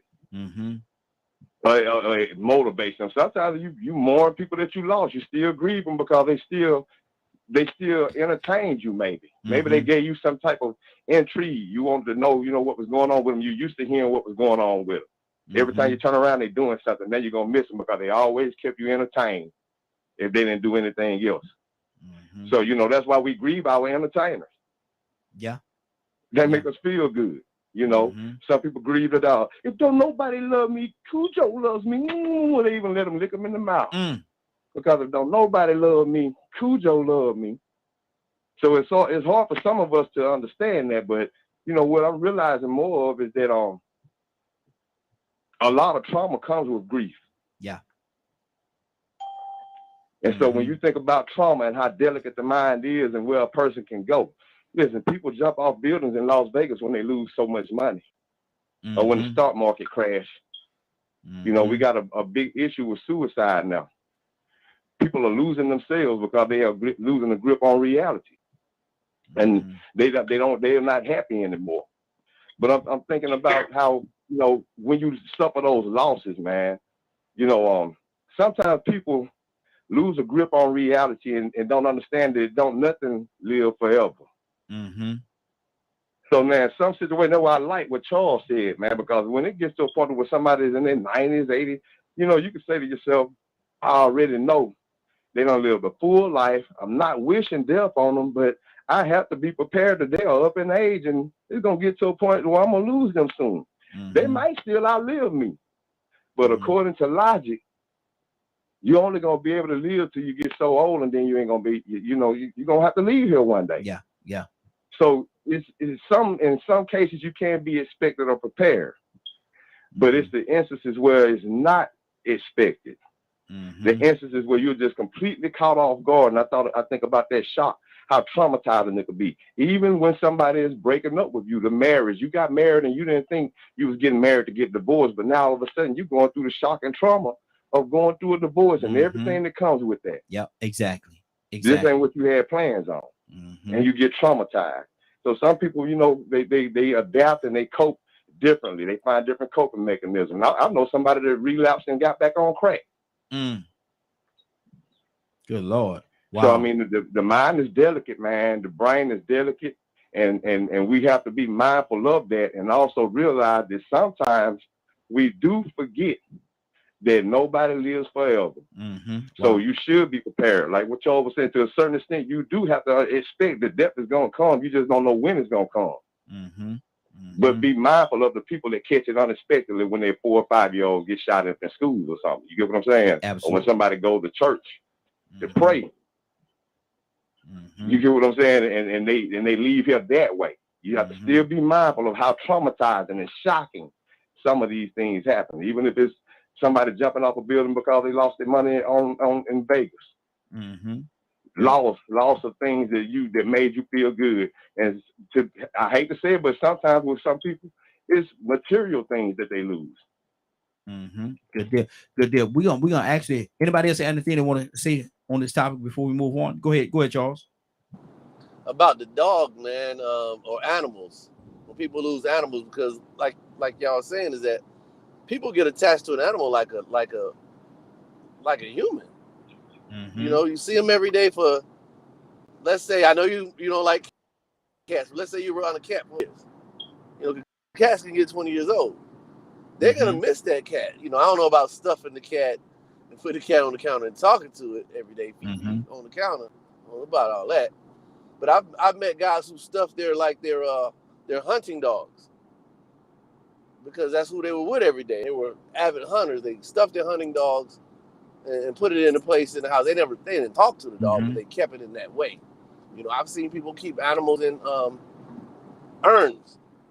I've always, when I had an animal pass away, I've always go out, dig up a plot and bury it. I got land. But I never, had what about your mindset. Fish? You bury your fish? It's quite how big they are. Okay. Now I had some fish, man, in the 75-gallon tank, about 2 feet or 1 foot long, so they couldn't go down the toilet like the goldfish. The goldfish, Daddy, what a goldfish! Oh man, He's swimming. He wanted to go meet his friend. Exactly. That joker swimming. That joker lied to the kids. Just tell them the goldfish ain't gonna live forever, man. All right, stop crying. He can't do that to a 3-year-old, man. Look here, he going to goldfish heaven. That's it, goldfish heaven. Where the rabbit at? The rabbit heaven. Going to rabbit heaven, nigga. There's a heaven for rabbits too, He going up there to the heavens. Leonard, what's on your heart before we move on, brother? Nothing, man. As my dad had him on our plate. That we in rabbit heaven. I'm just listening at y'all. Like Charles said, I remember I had a fish that it was a fish that I had wanted forever. I had a clown triggerfish. Those are my favorite fish. And when you watch them grow and everything, you be like, man, now my fish don't die and everything. Right. Right. And so, the fish be expensive too. So, it had its own tank. You know what I'm saying? And, I used to always think about it. I'm like, man, now look what happened. I ain't had a fish tank since. And I always say I'm going to establish them again. But I was like, man, I had a clown triggerfish. His name was Tephus. And Rufus and Cephas was these two hermit crabs. What was his name? Tephus. Because he has teeth. Because he got teeth, man. He called him Tephus. Right. And it's a beautiful fish. Lord. But after when that fish died, I haven't set up tank. I got 3 tanks with no fish. And one day I'll get them back going. How long you had the fish, man? About 3 years or so. 3 or 4 years. See, I had a fish for 12 years one time. that's a long time to have that. Those especially saltwater fish. But man, I mean, some people like you're attached to certain things. Man, look here. Y'all talking about fish. I got an Oscar. When you first walk in our door, I got an Oscar, man. That sucker, man. I had it for 10 years. I had it for 10 years. And when I bought it, I'm gonna tell you something. When I bought this fish, I had 2 Oscars in there and 3 Jack Dempseys. Yeah, when I bought it, he was real small. And he grew. But I had 2 Oscars and 3 Jack Dempseys in the tank because it's a huge tank. And he's the only survivor, man. He took all of them out. He took all of them out, man. That Joker took them all out. He's a predator. I can't look. He I took can't out put the Jacks. He took them out, bro. Took them out one at a time. Oscars, one at a time. He took them all out. I like that. Yeah, and now I can't put nothing else in that tank. Nah. He got the tank. That's his tank. Right. They will eat anything you put in there. Anything you drop, man. I drop any fish, and I think I'm gonna get you a little buddy. No. He killed his buddies. I'm like, wow, this Joker here is something else. But he's huge though. Like I said, I had him for 10 years, a little more than 10 years. Yeah, he's big. He's real big. He's real big, man. I used to love feeding Oscars. My uncle had Oscars, and he had feeder fish that he would feed them. You get some chicken, any kind of meat, anything, you just drop it in that tank, man. He'll take it out. Hey, y'all look up African lungfish. That's what I had for 12 years. That thing ate everything. Yeah, mice, dog food. That thing, man. When he died, when he was dying, I took him out the tank and started putting medicine in his mouth by hand, like I'm finna do. You do breathe, fish. You do understand you're suffocating them, right? That's too funny. That's that lung look. That's that eel looking fish, isn't it? You do understand you suffocated that fish. He killed it. Exactly. Come on, mouth to mouth. No, dog. Oh no, man. But listen, let's get on to our topic for the day, man. We got a topic, and I want to talk about this. And everybody gonna go the way they want to go. Everybody got the freedom to go the way they want to go with this particular topic. But we're gonna talk about deflection. And how you could be in a certain conversation with somebody and they always trying to deflect away from what you think is important or what you want to talk about. They deflect the conversation to something totally different. Rico, we're gonna start it off with you, man. Let's talk about deflection. Man, it's a big thing, man. I mean, deflection, denial. People will use deflection tactics in arguments or to actually not hold themselves accountable. And I'm seeing that a lot this weekend. I've been seeing conversations about I ain't gonna even say judging people from the past, but having standards. And I saw a question, and the question was about if a man judged a woman based off her past, or a woman judged a man based off his past, why would they be so insecure to judge them? And I was like, well, wait a minute, man. What's to say that that's an insecurity? You're supposed to know somebody's history. Or what if you just have standards and it's just certain things that you're not going to accept? And so in the process of these questions being asked, I started seeing women were saying these guys were insecure for some very nasty reasons. They were saying that, maybe they was a little lacking in certain departments. And so they were intimidated to be with women that had a lot of experience. And I was like, whoa, wait a minute. That don't sound right. Being intimidated by a woman that got a lot of experience. And I'm like, I heard certain other women come back and say, well, it's okay when men do it, but when these women do it, I'm like, wait a minute, then a man didn't say, didn't nobody say it was okay for a man to do it. So I started noticing these tactics. Deflection tactics, you know what I'm saying? And I just wonder, actually, what keeps a person from accepting accountability?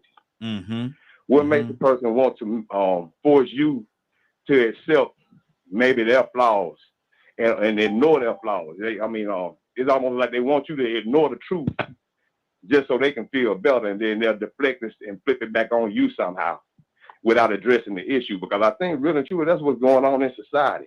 That's my opinion. Not just in our culture, not just in our communities, but in our families. But I think just in society in general, there's a lot of deflection and intentional distraction to make sure that we don't pay attention to the important issue. Wow. Curtis, what's on your heart? We're talking about deflection, brother. And I'm giving everybody the freedom to go with what do you want to go with this particular topic. Talk to me, Curtis. Yeah, deflection has become a mastered art, bro. Like, you know what I mean? And it started in politics, but like it really it's the art of conversation now. You know, it's the art of applying a lot of the rules of manipulation and exploitation. You know what I mean? When society, it is in my opinion that when society accepted narcissism as a norm, deflection is a primary tactic that a narcissist will use to get their way. So I mean, it's done become the art of the dialogue. Wow. Let me go to I think we have Brother Hicks. Hicks, are you with us? Yes, ma'am. Good morning. I'm just listening, bro. You don't want to talk about deflection? I guess I can. Deflection. It's especially in the political realm and the historical realm. You know, deflect is hiding. People, most, I don't know. People are not truthful in general. Yeah. It's a general kind of rule. People are not truthful, they're not honest. They never want to see their own errors, their own mistakes. So deflection usually goes because a person is defensive. And you can't be defensive in the search for the truth. In search for truth, you got to be willing to drop things along the road. You learn things, you believe things, you test them, and it works, you keep it. It don't work, you drop it. And most people don't drop. They got to hold on, that feel of loss. They want to be who they were yesterday. And we never are who we are yesterday. We're always changing. But we keep putting ourselves back in the same box. So I'll give you an example. I have children. I have my youngest son staying with me. And the hardest thing is to get him to accept his faults. I mean, and I said, look, son, I'm your father. You know, I'm a father. I'm sort of like a friend to you. But if you can't take someone telling you when they think you're going to hurt yourself or make a bad decision, and you get deflection and got to chalk up the generational stuff. You say, oh, you think different, and that kind of stuff. But what I've learned, I'm talking about the age, and I'm 73 now. I've learned not to cast my pearls before swine. Yes, sir. If the person that won't listen to me, I stop talking to them. I got to guard my own peace. Yeah, absolutely, absolutely. That's good. That's good. Cassandra. I'm sorry. Hicks, will you finish, brother? Oh yeah. I'm still listening. Okay, yeah. Okay, I just didn't want to cut you off. I just didn't want to cut you off. If you have no, you're good. Okay, good deal. Cassandra, let me ask you this question. And I love what Hicks just said. He said a lot of times people can't deal with the reality, but there's one constant that never changes, and that's truth. Whatever the truth is, that's one thing that'll never change. So how does deflection, when a person try to deflect from the truth and try to hide or hinder or mask themselves, Cassandra, what are they really doing? It hurting themselves. That's the biggest thing. I'll tell you what to me is a good example. When you have people that are in addiction, because I deal with a lot of people in addiction, they'll find every reason not to confront, not everybody, but a lot of times, not to confront their issues. You are addicted to prescription pain medication. They would say, well, you got to understand that that I had that injury, and I get that. I understand that you were hurt, you were in pain, but they won't deal with the issue at hand. I'm an addict right now. You're an addict right now. How do we get from that point to moving you forward? But if all you can keep saying is, well, when I had that accident and I hurt myself, you deflecting. We got to get to the issue at hand. You are dealing with an addiction. How do I help you? How do we help you get from point A to point B?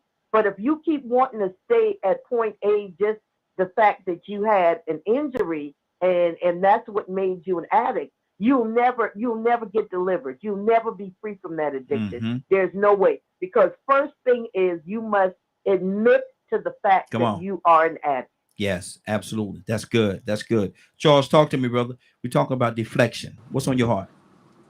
I want to talk about cars. I was deflecting. Anyway, no, I agree with everything Cassandra just said and pretty much what everybody was saying. But I know politically, I wanted to say something about politics, but that's the truth. But one of the big things that I've run into is the same thing that Cassandra was talking about. When you're dealing with people who have addictions, and it could be a drug addiction, it could be a drinking addiction, it could be a picking bad woman addiction, you know, or picking a bad dude addiction, whatever. What category does that fall in, Charles? Pick a bad woman in. pick a guard tool, you know, addiction. You know what I'm saying? And people, but when you say something to them, just like Cassandra was saying, they'll say something about a woman that hurt them 20 years ago, or an injury that happened 20 years ago. Man, that leg ain't healed yet. You still got to take these pills. But they're gonna not accept it, and everything that Cassandra was saying, it's just not wanting to accept what you're going through. Now, as for your question of why people do it, I think Rico said something about it, but why people do it is just, it's the human nature, I guess, man. And people don't want to look in that mirror and say, you know what, it's you the problem. Instead of when you bring it to them, they'll have, you know, they'll deflect. But you know, one more thing. Sometimes, like my son, like I know the guy was here talking about his son, the brother was talking about his son. My son, I can say something to my son and he will go everywhere, deflect, it ain't his. But if another adult, let's say a coach or my sister, say the same thing, I'm sorry, Auntie. What? Yeah. What you mean? I You sorry, Auntie? To you. I just said this. I just shake my hand. And I've seen when I'm at the basketball court with other fathers and stuff like that, they say the same thing. Man, I just told my son that. And something I just told their son, and their son said, okay, all right. Instead of deflecting like, he keep following me or something like that, their son said to me, okay. And he said, man, I just told him that, and you told him that, and he said, okay. I said, that's kids, man. I think every kid in the nation, in the world probably do that. Exactly. They deflect when you got, but somebody else tell them it's not a deflection. Like, why not? Just because I'm your dad? And that's a lot. That's a big part of it. That's a big part of it. Leonard, talk to me. Deflection, brother. Yeah, you know, I agree with what most people are saying about deflection. People deflect to keep themselves from the pressure of being guilty. You know, so when you're talking to people and they start, you know, you have one kind of conversation and they start talking about something else, you like, do they even know? Are they doing it intentionally? You know, that's the thing about it. You know, I always try to determine if someone is doing something intentionally. I will excuse you for making a mistake or not knowing. But if I know you're doing something intentionally is when I'll attack you. Because you're doing it on purpose. Yeah. You have some people that said, I'm having facilitated so many meetings. One thing people will probably say who's been in a meeting with me that is going a little rough, I'm shutting it down. I'm going to shut you down immediately and ask you to leave if you can't stay on topic. Because it makes no sense for someone to imagine scheduling time to talk about a certain issue and somebody come and won't talk about something else. I almost fist fight you. That's how bad I feel about it. Or like if we're having a conversation about something serious, and then all of a sudden you just start to deflect for some reason. And I'm like, wait a minute, what's going on? Did I miss something? Because usually I ask myself, did I miss something? Did the conversation change and I missed it?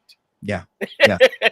Or did I send you a sign or something that it was okay to change it? You know, because I'm always trying to work on perfect communication and lessening misunderstandings.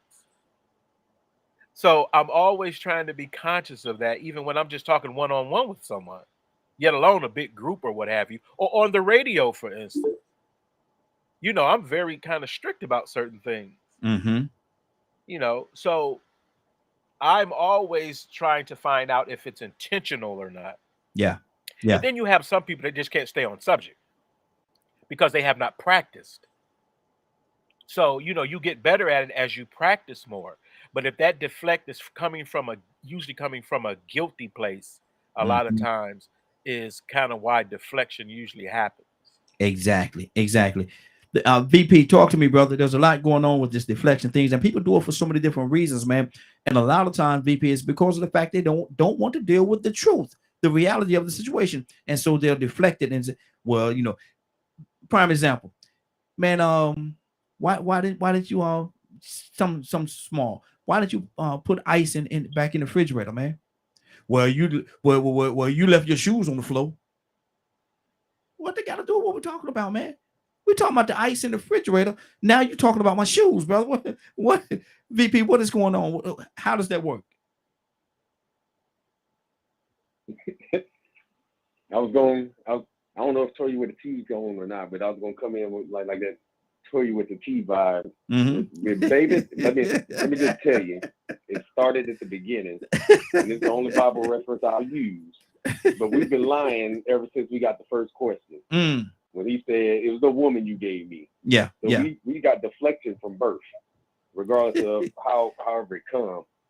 A prime example for me is, and Rico hit it on the head, this is one of the easiest deflection questions, but to dig into what the truth behind it is truly a revelation and understanding of freedom that I got from this lesson.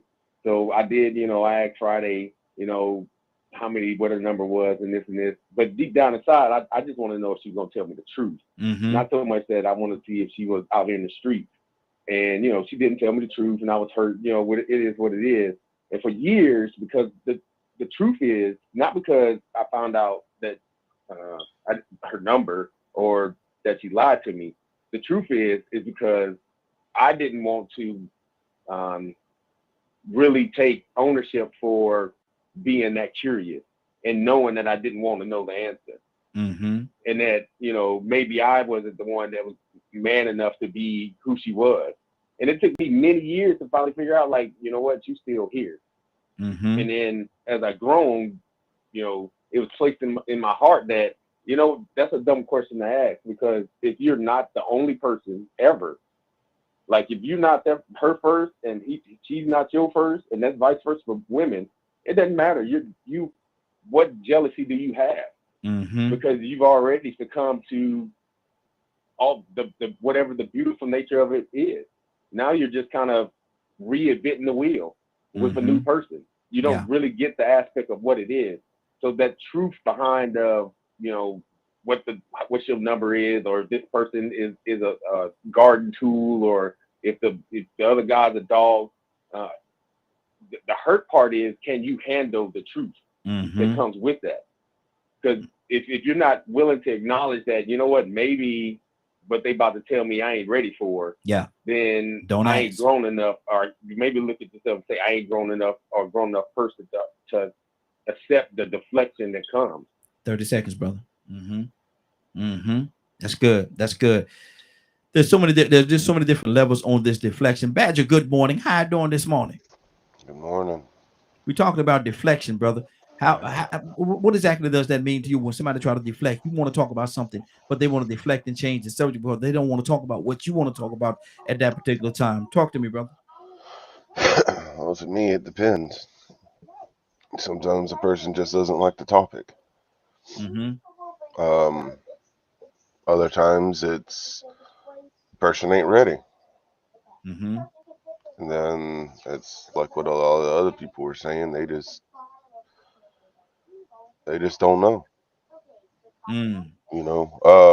That many times, like especially ones that always I always find interesting is the ones that come up and go, I can't figure out what's going on.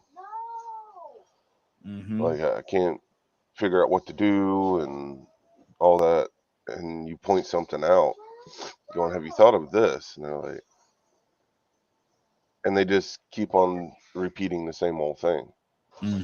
So sometimes they can have things that are literally right there in their face, but that doesn't mean they can see it. Wow. And a lot of us are guilty of that. So I think to some degree, deflection is a taught behavior.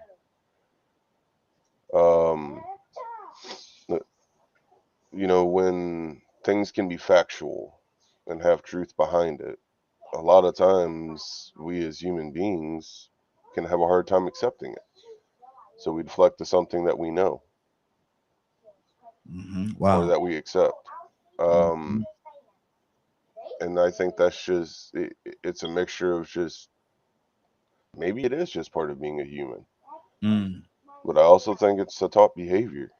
Because it doesn't seem like there's a whole lot of open-minded people in this world anymore. Wow. Willa.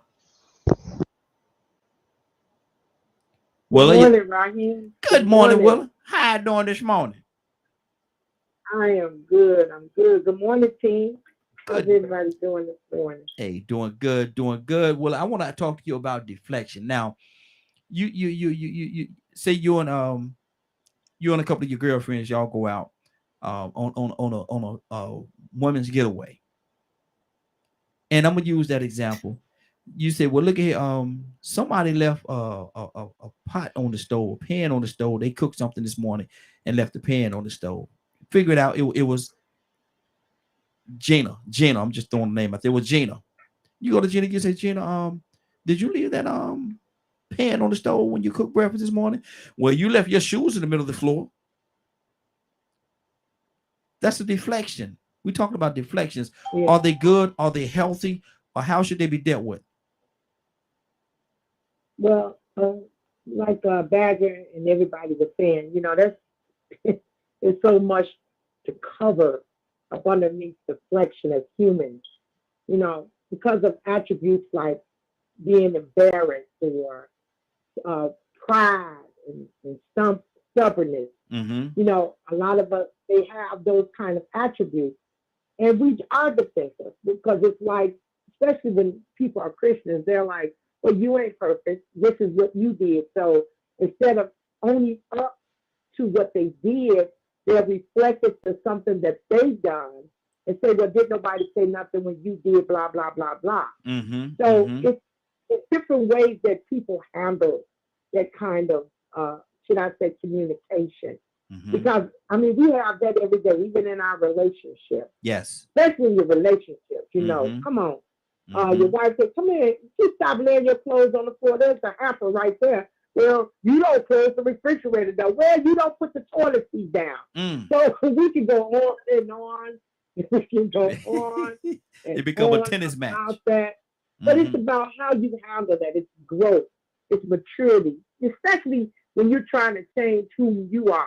I want to be an honest person. I want to become more honest so people be able to trust me and respect me. So it depends on how you look at life and how you want to reflect your life to others. Because you might be an example to somebody else. Yeah. So we've all done it, Raheem. Exactly. You know, it's just on how we grow in life doing it. That's my comment. Good deal. Giovanna, what do you say to that? We're talking about deflection. What's on your heart, sis? I think with deflection comes accountability. Yes. A lot of people use deflection as a means of not exactly telling the truth, but not exactly lying. Wow. Wow. You know, coming out of a relationship, I dealt with that a lot, and I'm a big person of holding myself accountable whenever I did something wrong. So I guess the best example I can give is one of the issues I've had in my relationship was, you know, he would do something. I would, you know, ask him, you know, hey, well, why'd you do, you know, A, B, and C? And, you know, it was often, oh, well, because you know, you did this, this, and this, and it's not even pertaining to what I'm talking about. Mm-hmm. So whenever I would try to steer the conversation back, you know, to, okay, but that's that, I'm talking about this, it would just be something that, you know, it wasn't a truth and it wasn't a lie. So that means the deflection is just, you know, I don't want to say I'm guilty. I don't want to lie to you, but I don't necessarily want to tell the truth. So I'm just going to make the argument about something else. Wow. Wow. And that's what happens a lot. That's what happened a lot right there. Toya with a T, good morning. How you doing this morning? Toya? Okay, Toya, I thought you were there. Okay, we'll keep this thing going. Tucson, talk to me, brother. The art of deflection. I think somebody said something about when they at the point they get to the point that they just stop talking to them. Mm-hmm.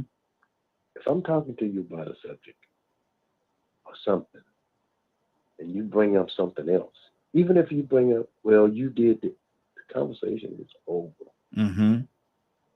Because evidently you don't want to talk about it. Mm-hmm. So whatever you decide that you want to talk about in this conversation that we're having, you can have that by yourself. Mm-hmm. Yeah, there's a thing in our society that a lot of people suffer from, a mild case of narcissism. Mm-hmm. Is that right? Did I say that word right? Yeah, narcissist. Narcissist, yes. Yeah. Just slightly. Mm-hmm. A little bit. Because it's all about them. Mm-hmm. So you having a conversation, I think Willa said it. Somebody said it. When you're trying to help a person be, I guess, to the point where you try to get them to just be better about yourself. Well, I remember when you was okay. This conversation is over. Mm-hmm. Mm-hmm. Changing up everything. Evidently, you good. I'm good too. So keep on doing what you're doing, and let's see how that work out for you. Mm-hmm. Exactly. And see, that's the whole thing about it. Let me see. Toya, to take you back with the sis. Toya, you there?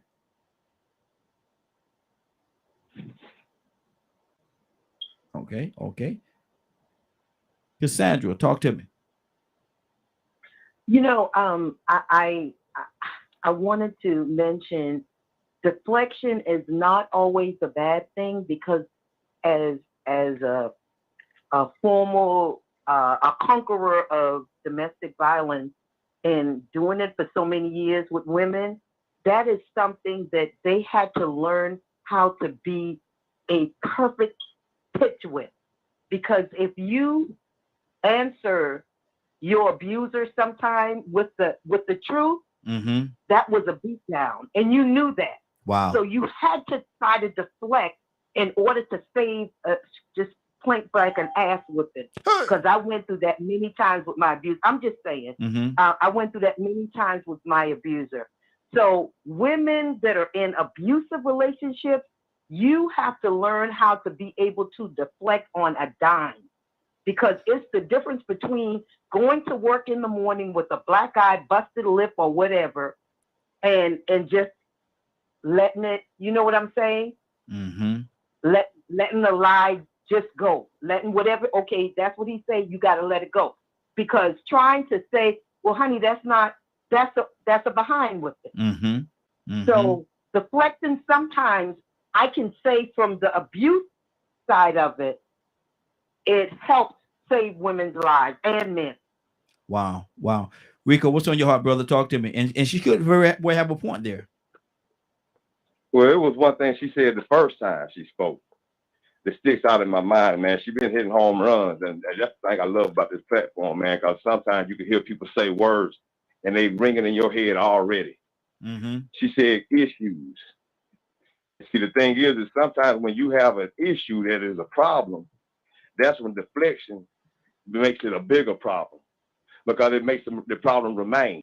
Mm-hmm.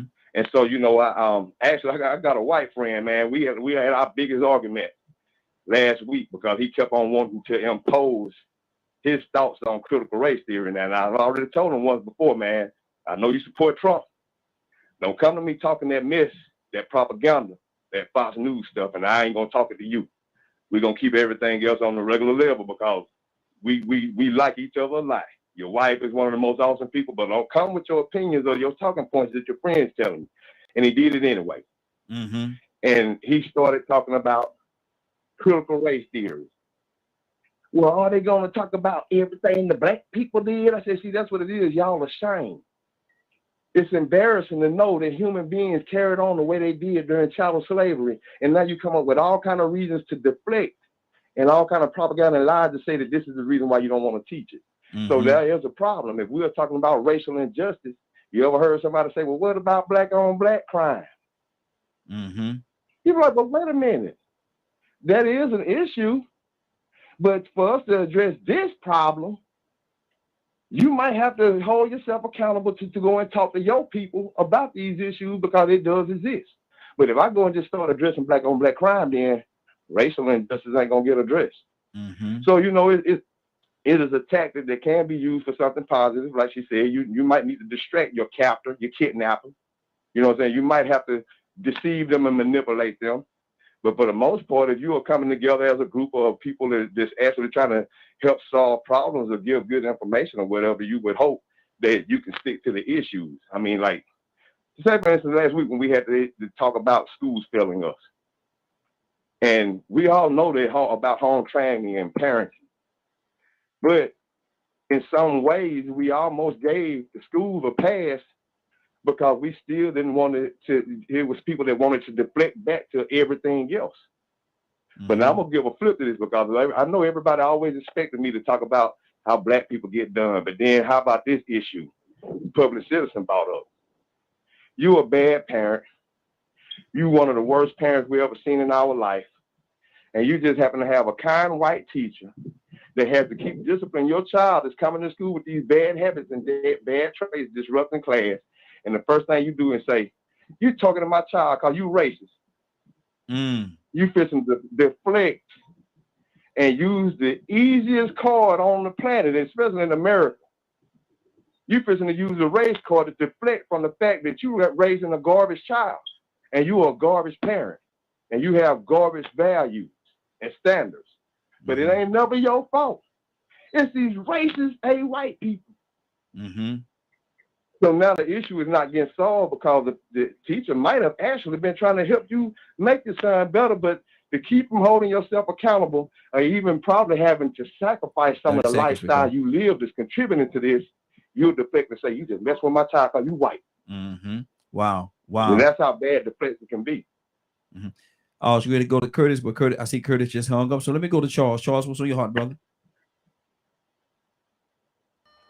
What Rico was just saying, man, is gold all the way around. We all deflect at times, man, to even just to win a point on an argument sometimes, to that point, or to not say, hey, man, I am I did do wrong as a parent, or I did do this, or I did not supposed to do this. You know, deflection is I see a lot of deflections of, man, well, how you lose your job, man? Well, you know, that dude, man, he just racist over there. He just this and that. Mm-hmm. What about you coming in late every day? You know what I'm saying? Yeah, exactly. That's right. That point, Charles. You know what I'm saying? Well, they ain't had nothing to do with it. What about you stealing the boxes? You know, you got fired on your day off.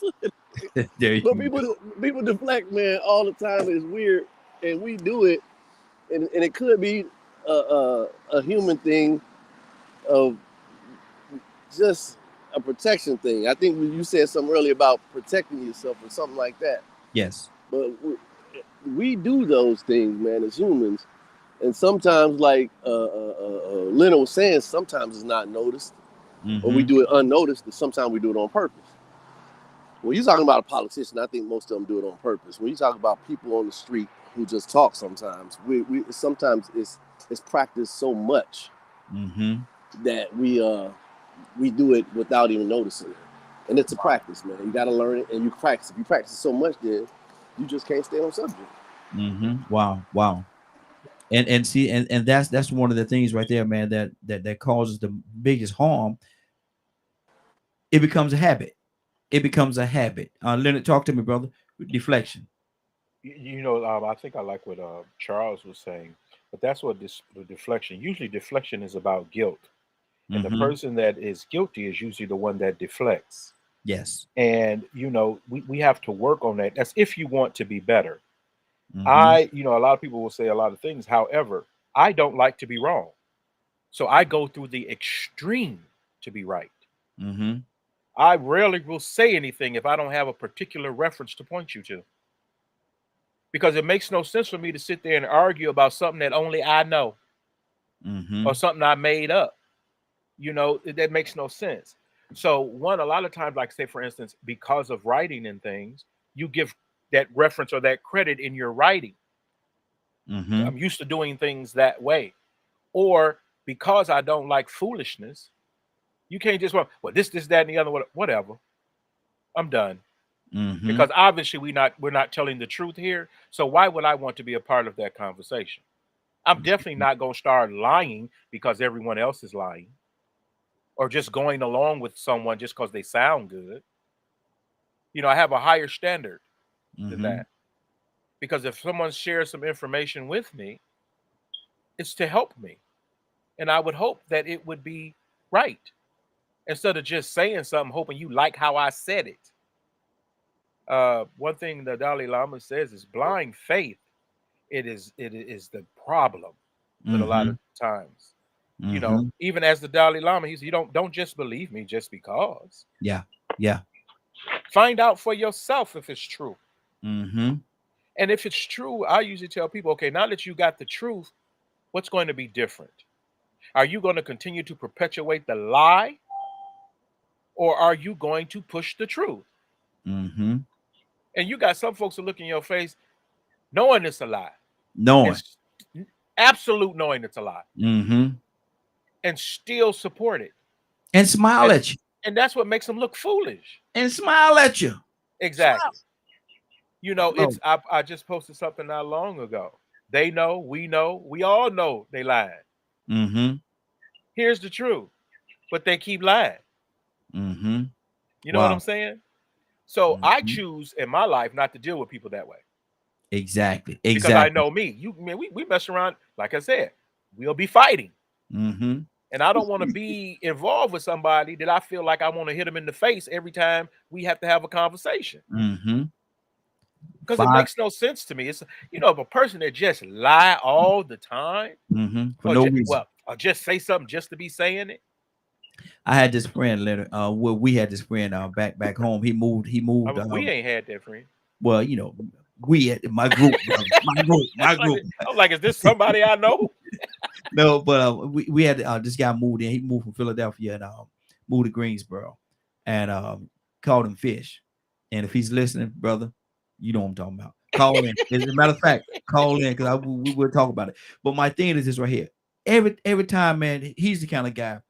Every time somebody did something, every time something happened, he did it too, or he did it. He always won up. Just lying, man. Just lying, man. We caught wind of this thing, and we call him on it all the time, man. But this dude, man, I don't care what you did, man. Man, I walked across that pond yesterday, man. Man, pond, man. Me and my boys, we walked across that lake. Man, come on, man. But see, that's the kind of thing I'm talking about, man. How the old saying say, how the old people say the thing, man. You ain't got a lie to kick it or something like that. Hey, Latoya, what to tell you? What this? Hey y'all, morning. Toya, I need you to handle something before I even ask you anything. I need you to handle something. Were you listening to the broadcast earlier? Not really. Okay. I was listening to bits and pieces. I know we're talking about deflection. Deflection. Yeah, we're talking about deflection. But before we get to deflection, I need you to handle something, man. VP What's up? VP did you very well this morning. He did. I'm gonna take it from the Toya standpoint. And he what what's the word? He God Almighty, what's the word? Started in the beginning. It started in the beginning. Yeah.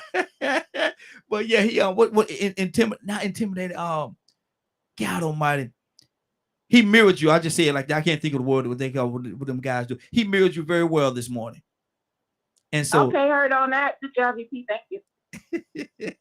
but we're talking about deflection. We're talking about deflection. Toya, you go to somebody and say, "Look at here, man. Why didn't you wash that pan in the kitchen when you cooked your breakfast this morning?" Well, you left your shoes on the floor last night, in the middle of the floor last night. That's deflection. What is that healthy? We talking about one thing, you gonna deflect and talk about something different. Talk to me, Toya, about deflection. You know, people that know me, they're not even gonna go there because I'm gonna get them. Mm-hmm. Answer the question. You know, we normally go through that with like kids and stuff like that. You know what I'm saying? Maybe when you're the boss and team members want to try to do, well, you don't have to do this, that, and you don't have to sweep the floor, but you got to make me sweep the floor, hey. Mm-hmm. You're not talking about me, we're talking about you. That's my deflection. You don't do what I say, do. You don't do what I do, you do what I say, do. You don't answer the question. Mm-hmm. You know what I mean? But I'm not that kind of person. That's not what I asked you. You're not talking about me. You're talking about whatever the situation is at hand. Mm-hmm. And that's it. But like I said, normally I'm the kind of person, I'm not, people know I'm going to get them. People know I'm sitting around waiting like a shark for you to fall off the plank because I'm going to snap you up like a ginger snap. Because I try not to do all that. Now, put me in front of an officer, that's a different story. No lie. Mm-hmm. You know what I'm saying? Mm-hmm. But when it comes to just people, no, I'm not going to do that. I made a vow to myself when I really started dealing with the Lord, right? And I said, if the Lord can see everything, why am I allowed to a human? Mm-hmm. Ain't no deflecting over here. Answer my question, and I got time. I can go whatever direction you want to go. I'm a petty lady. I'm real petty. Mm-hmm. You got energy to play with me? I'm going to play with you back. Let's play this game. Let's play it like a lotto, baby. And I'm going to keep on and keep on and keep on till you got get on your nerves, so you're going to break down and tell the truth. So deflection, I like people like that. I got a situation at work right now with my boss to where, everything's my fault. Yeah, you're the GM, right? Yeah? Oh, okay. Well, when you find to be the general manager, that means you're responsible for everything. Parents, mm-hmm. We talked about that earlier. Oh, that's not my kid. My kid didn't do this, that, and third, but when you find out they did it, oh, well, it must be the school system. It must be that. Mm-hmm. No, it's not. It's the individual in charge. But again, that's how the devil keeps us bound. Because if we don't never know what the issue is, and we don't never face the truth, we can't be set free. Mm-hmm. That's good. That's good. Badger, what's on your heart, brother? Man.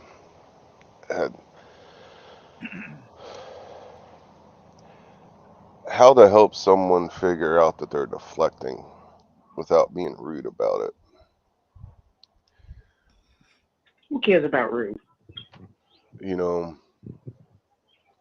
Because sorry.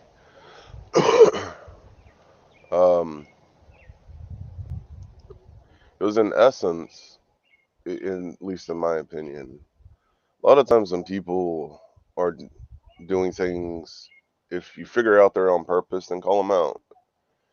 If you're doing it subconsciously, there's usually a reason for it. Self-preservation and all kinds of other things. So it's,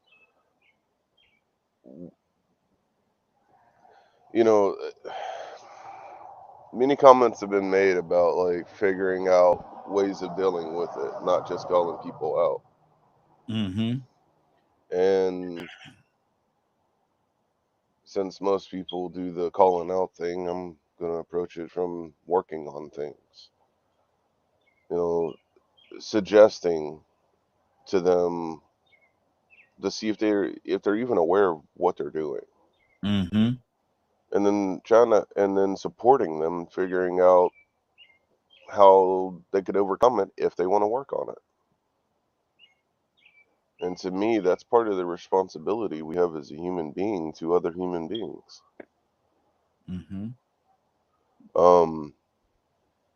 Was the more I've been on the show and around other shows and whatnot, I'm realizing this is actually a topic that's across the board. Yeah. Because when certain things get brought up, people will deflect any other kind of information just to make sure they get their point across. And it doesn't matter how truthful or factual the other information is.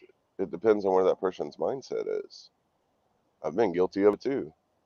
And it's something I'm working on. The moment I realized I did it, I was like, oh, I need to work on that.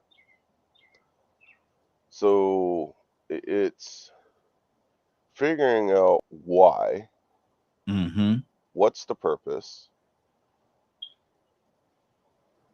and then the next step is just being aware enough and open enough to work through it. And I just, as part of the deflection, people are scared or fearful of change, even if it's a positive change. It seems to be a normal reaction for people to fear things. So sometimes maybe they're deflecting because they're scared of upsetting the other person, or there's all kinds of, there's a list of reasons why somebody would deflect. Okay. 30 seconds, Magic. All right. Good deal. Good deal. Let me go to let me make sure I get her name right here. Giovanna. What's on your heart, sis? Well, listening to everybody, I think Do you think deflection? Do you think deflection is it healthy? Is it a way of protecting yourself, or what do you think? I think deflection comes in many forms. Some people deflect because that's what they do, and some people deflect to gain the upper hand. Deflection, I think that's something like grief. Like, it just really depends on the person. I know that with different types of deflection, there's different types of people, and different types of personalities as to why they deflect. And I think the biggest societal reason at this point in time would be narcissism. They deflect and deflect and deflect because they don't want to answer for their mistakes, or they feel that they're just not wrong.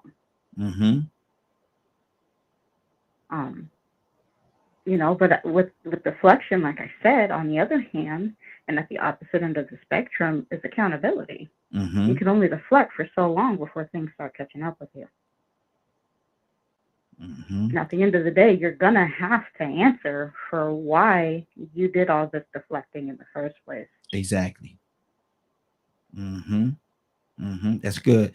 Cassandra, talk to me, sis.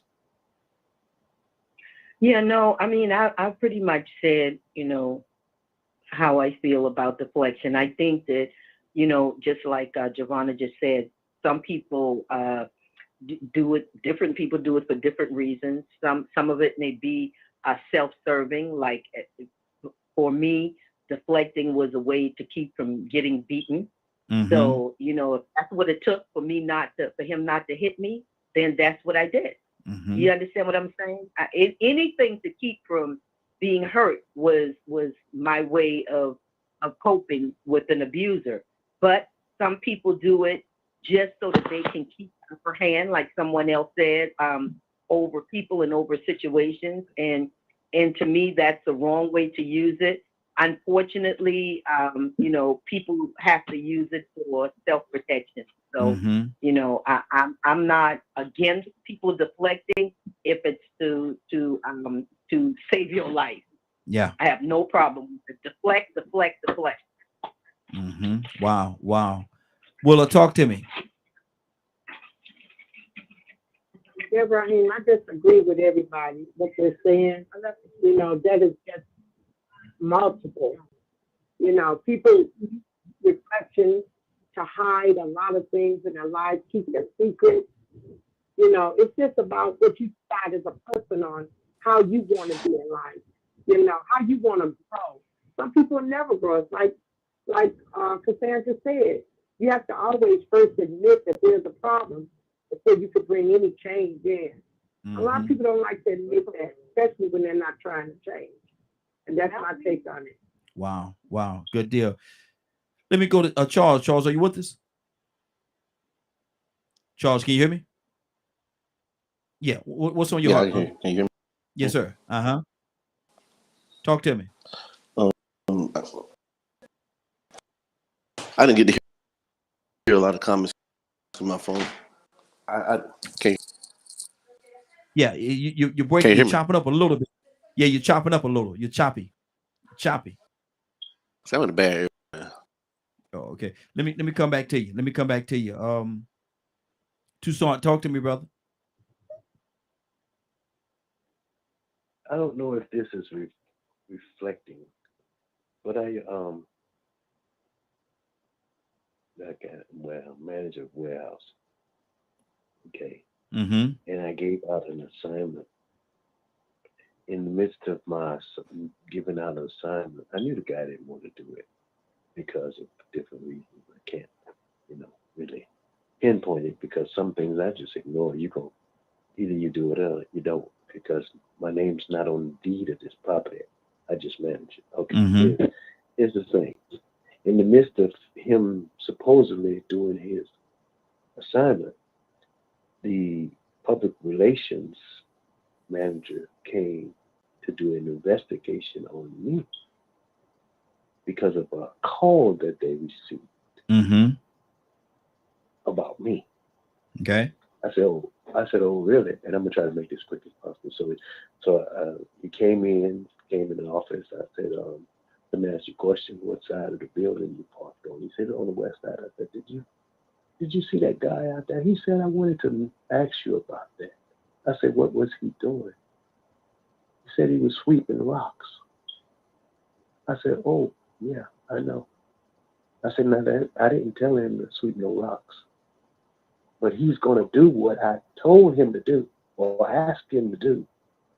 But to look productive, he's out there and he decides to go sweep rocks. And I said to him, what do you think would have happened? What kind of call you thought you would have got if I would have actually told him to sweep rocks? You know what he said? Let me go back to my office. I said, thank you. Some people do things because they have their own agenda. Yeah. If people have their own agenda in any kind of way. And I don't know if this is on the same subject or not, but they in their actions or in their conversation, they do something else other than what's going on. Because they have a different mindset that they don't care what you say. It doesn't matter. Yeah. They're not even listening. They're not even paying attention because they have this thing and they say, well, I'm just not gonna. So just like I said before, even in a conversation, if you don't want to, that's fine. You just do your own thing and let's see how that works. Because I will not be manipulated, even in conversation or actions. Exactly. You just do me. That's good. That's good. Rico, talk to me, brother. I think Dawn was right on time because I was actually going to go in that same direction. You have those that really, they deflect because they're really trying to protect something. And then you have those that like to deflect just because they want to be on the opposite side of the aisle. Some that deflect because they have unconditional loyalties. That can happen in the political arena to the point where you are so loyal to your party. Well, when somebody brings up a very true and important issue, instead of you saying, yeah, that's right, you'll say, well, what about this? Well, what about that? You'll deflect, and so that could be very dangerous. Like I said, because it actually doesn't help. It doesn't help the issue. it doesn't address the problem at hand. So, you know, the thing is when you get in that situation, how do you handle that environment? How do you handle that deflection? You know, how do you get to the point where you can handle that person and deal with it? I mean, because that is a tactic. It is a tactic that is used. I mean, you know, I'm like Leonard. When Leonard said earlier how that frustrates him, man, when I know somebody is actually doing that and they're just deflecting from the truth, avoiding the truth just to go back and forth for the heck of it, man, I lose it. Lose it. That is a pet peeve. But at the same time, sometimes I might notice it and I laugh about it. I'm like, okay, you know what? I get what's going on. There's another issue. So it sort of goes back to what Badger was saying earlier. When you find out why this person is deflecting, then it may be on you to try to make yourself understand why. There may be other personal issues that lies beneath the surface of the reason why this person continues to deflect from the truth or from the fact of the issues. Wow, that's good. That's good. Bishop, good morning. How you doing this morning? Hey, brother, I'm blessed. Good I don't morning mean to interrupt, but that's not any old bishop. Oh, who is it then? That's the good Bishop Gregory Abbott. That's good Bishop. Okay. Bishop, we're talking about deflection and why does people deflect from different situations? What's on your heart about deflection? Well, I'm going to join in with Rico and piggyback on what Donald said. In fact, man, I have found myself using words that Donald used, and one of them particularly is, you know, let's see how this going to work out for you. Yes, sir. So his words are very good and true, because people don't have the courage to stand up, or they have underlying agendas to stand up with you or stand up for you. And when you present something to them, they deflect. And it's so crazy you say that, because during the campaign, and I called the guy that was supposed to be a supporter, and I was telling this, you know, talking about what's going on. And I said, so where are you? Well, you know, everybody else is doing something. So I didn't ask that. I asked, where are you on this? What are you doing? Where are you standing with me? I mean, you know, I have a right to say what I'm going to do and vote for who I want to. I said, bro, so you just basically say you didn't vote for me. So you say you voted. You trying to get like talking about everybody else. Yeah. So, you know, I'm sitting there listening to you. I said, I got to call in on this one, because that's a true situation. They don't have the courage. Come on. They don't have the courage or the stamina to defend you or their cause. And Rico just said, and just like they call themselves being loyal to a party, in spite of the fact that's been presented, you want to come up with, well, what about this one? This happened, and that's exactly what I experienced. So I just wanted to call in that particular factor, because they're deflecting in a minute. Exactly. Because they know they're wrong, or they didn't do what they were supposed to be doing.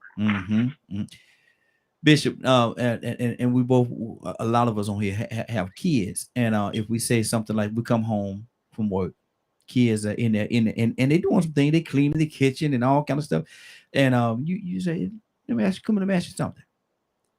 Did you finish your homework? Well, I'm cleaning the kitchen. Did you finish your homework? Well, I'm gonna go out there and I'm gonna mow the grass. Bishop, they deflecting. That joker ain't doing your. No, put that rag down. Get in there and do your homework. But how, you know, and that's on a small scale. There's some things on a much larger scale that people actually do that same thing. They use that same technique to try to, you know, you ask them a question and they throw something at you as another form of deflection. Bishop, talk to me about that.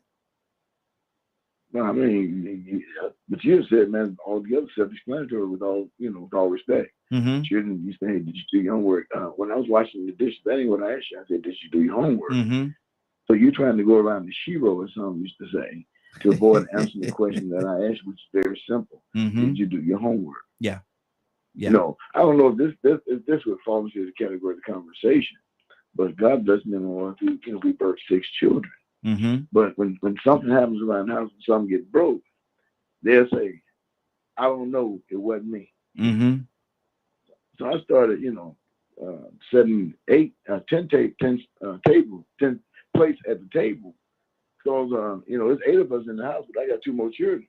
She said, "Well, Daddy, why you put those two plates out for your brothers and sisters? For your brothers and sisters? What brothers and sisters? I don't know. It wasn't me."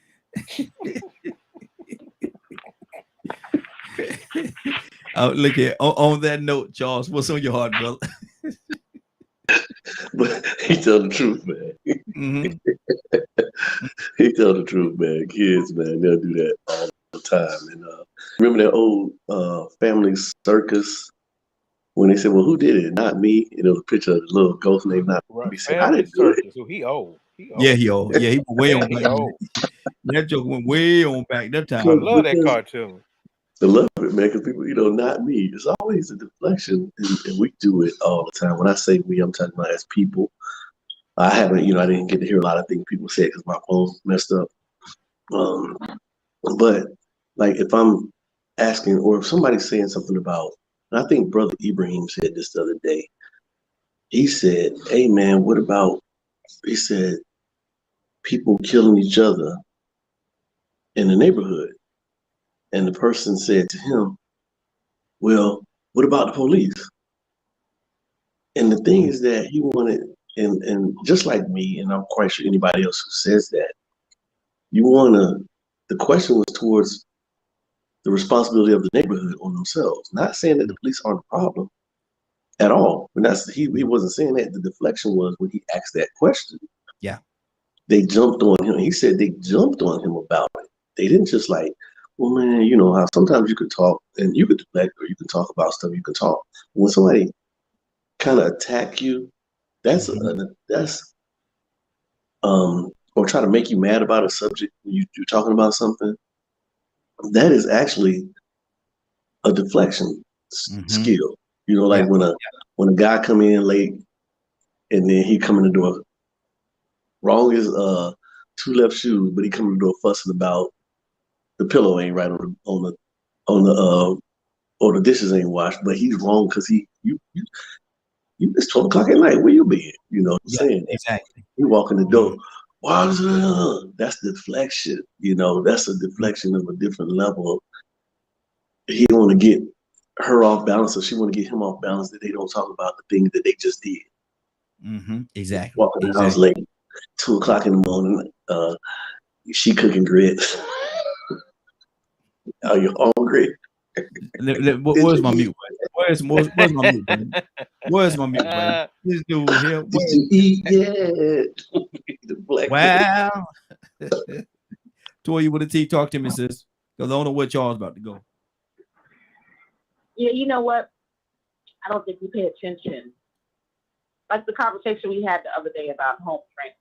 I don't think we pay attention to what and how we teach our kids. We just expect them to come already pre-programmed. I don't know. I don't get it.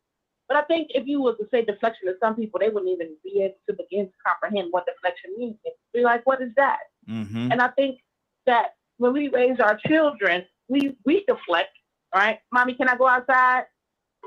Well, just answer the question. And we don't do that. And you do that around the child for 10 years. When they grow up, what are they going to do? They're going to be a deflector because that's a form of communication for them now. And we take for granted as parents and as adults the training that goes into bringing up kids and children and people that come up under us. And if we don't teach them that's deflection, answer my question, then they're going to go to be a 50-year-old man that cannot answer a simple question. A 50-year-old lady that cannot answer a simple question. So they always got to divert that attention off of what the heck somebody asked them, which can be detrimental. That's what's wrong with white supremacists right now. They want to deflect everything off of what they feel black people did instead of just focusing on the issue that you got a mental issue, right? But you can never get to. So we have to really pay attention as people. We take for granted being a God, being in the image of a God. We take for granted the influence that when we wake up every day, the way we walk, talk, breathe, sneeze, people are watching us. And that spirit and that influence goes somewhere, whether we know it or not, whether we want it to or not, or whatever. But it sets a precedent. And that's how we get here. That's how we get to a 42-year-old man that can't answer a question every time you ask something to be truthful. He can't do it because nobody talked to him like that. Why you have an issue with children? Because the first time you told them about a Santa Claus, and 10 years later they found out it was a lie, and you never went back and explained to them why the Santa Claus story. They just still went angry, and you don't even know it. But then they can never answer a question from some anger that went on when they were 7 about Santa Claus.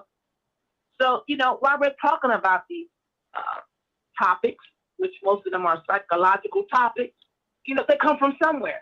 And they don't just wake up like that. So I think that we really should pay attention, especially when we're around youth, we're around people who are under us, when we're working with others, that we got to stop people in their tracks. We can't try, hey, if you don't like me because you're not going to be just lying just to be lying around me. That's right. It's fine. And if other people tell me, I might catch you. I'm not going to. Exactly. But we really got to start holding people accountable. Absolutely. Hey, Toya, Public Citizen, he commented to what you just said. He said, wait, what? Santa isn't real? My bad. Did I let the cat out the bag? I apologize. Sorry, apparently not you, but no. Wow. Cassandra talked to me, sis, and this deflection thing, it's real deep. It really is, man, because we knowingly and unknowingly do it all the time. Yeah, and if people say that they don't, they probably lying. If they say they never, I never deflect it. More than likely they're lying, because I think all of us have been in situations where we had to or needed to deflect from what the person was talking about. So, like, have you, some of you, do you have friends that are very inappropriate in their conversations? It's like they will talk about the craziest thing at the wrong time. And you about to go under the table because they're like, you're like, did they just say that in open conversation with people that we don't know? I mean, and I think we all have friends like that. And you try to deflect and go on to something else because they're so inappropriate. But I mean, I don't have many friends because I'm a loner. But the people that I'm around a lot, they know don't do that, because I'm gonna call you out on it. I will call you out. But I think we all have done it from time to time, if we're honest with ourselves. But boy, that person that says the most inappropriate things at the wrong time, is she talking about me? Definitely need to deflect from them. Is she talking about me? Cassandra Leonard said, are you talking about him? I am not. And I think people, I have admitted I have issues like that. And like, say for instance, right, because when you come to me, and I know people think it's very abrupt and kind of weird, but if you say to me, what are you thinking? If it's not in line with what you're talking about, I don't comment. Yeah. I won't comment because it has nothing to do with what you're talking about. And I let you know that, so it don't throw off the conversation. Exactly. But yeah, I'm that guy. That's why I thought she was talking about me like that. Lord Jesus. Because I say whatever I want. I don't have a big filter a lot of times. So even with, like, that was an example I thought about with the show. When we're doing the show, you'll say, so what's on your mind? Why would he ask me that? He don't know. It has nothing to do with what he's talking about. Yeah. Because one time I think you asked me, and to be funny, you said, what's on your mind? Beach cobbler. Yeah, exactly. Because that's what was on my mind. This dude out here thinking about some food.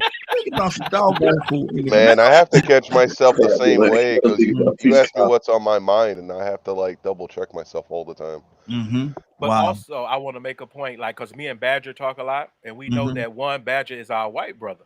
And in what he talks about, and we've had several conversations offline, because me and him share a lot about certain things. And on different shows, I listen to his show sometimes about what they're talking about. But I was like, well, Badger, let me give you some points of view about your conversation. Because you're not used to talking to Black people in a group, if we're talking about something specific to African Americans and you say something, but what about this? You're going to be attacked most likely. So one, you have to tie it into, like, say for instance, when I'm having a meeting, if no one else is going to be on point. I have to be. Like say, if I give you an agenda, this is the agenda, and I'm usually not going to steer from my agenda. You know, have you ever dealt with that, or it's hard to keep people on track so you can get somewhere? Yes, Lord. In the conversation or Yes, Lord. whatever the plan or the workshop was. That's why Yes, when you Lord. tell people come to a community conversation, it's different than say come to a community workshop. Yeah. Because Yeah. some people want to go to meetings where something positive comes out or an action items comes out. Some people like meetings where you just discuss stuff. And so one, you have to, as a facilitator, that's what you have to be very aware of, is how to keep people on track in discussion and to make sure you get to where you say you were going on your agenda. Exactly. Let me go to, we got a couple of people that's actually called into the phone line. Yeah, I like that, Leonard. I think we have Friday with us. Friday, you with us? I am. Good morning. Good morning. How you doing this morning? Doing all right. Right Sunday. We talking about deflection and how people deflect from a subject, from a topic or whatever it is, because they don't want to talk about that. So they want to change the dialogue. What do you think about that? Is that a healthy thing? Does it happen more often than we want to admit? You know, for breakfast I had oh Lord. So I think that it's a very easy way out than accepting in the moment or standing up in the moment for yourself that you don't have enough information to contribute to the conversation, but you just want to be a part of. And so then we tend to try to shift the conversation in a place or to a place that we feel we have more or enough information to contribute. And never really probably having that reassurance that it's okay to not know something, because that's an opportunity to learn, and that you can still be a part of the conversation by just stating the fact that I don't have much to contribute to the conversation, or I'm here to learn.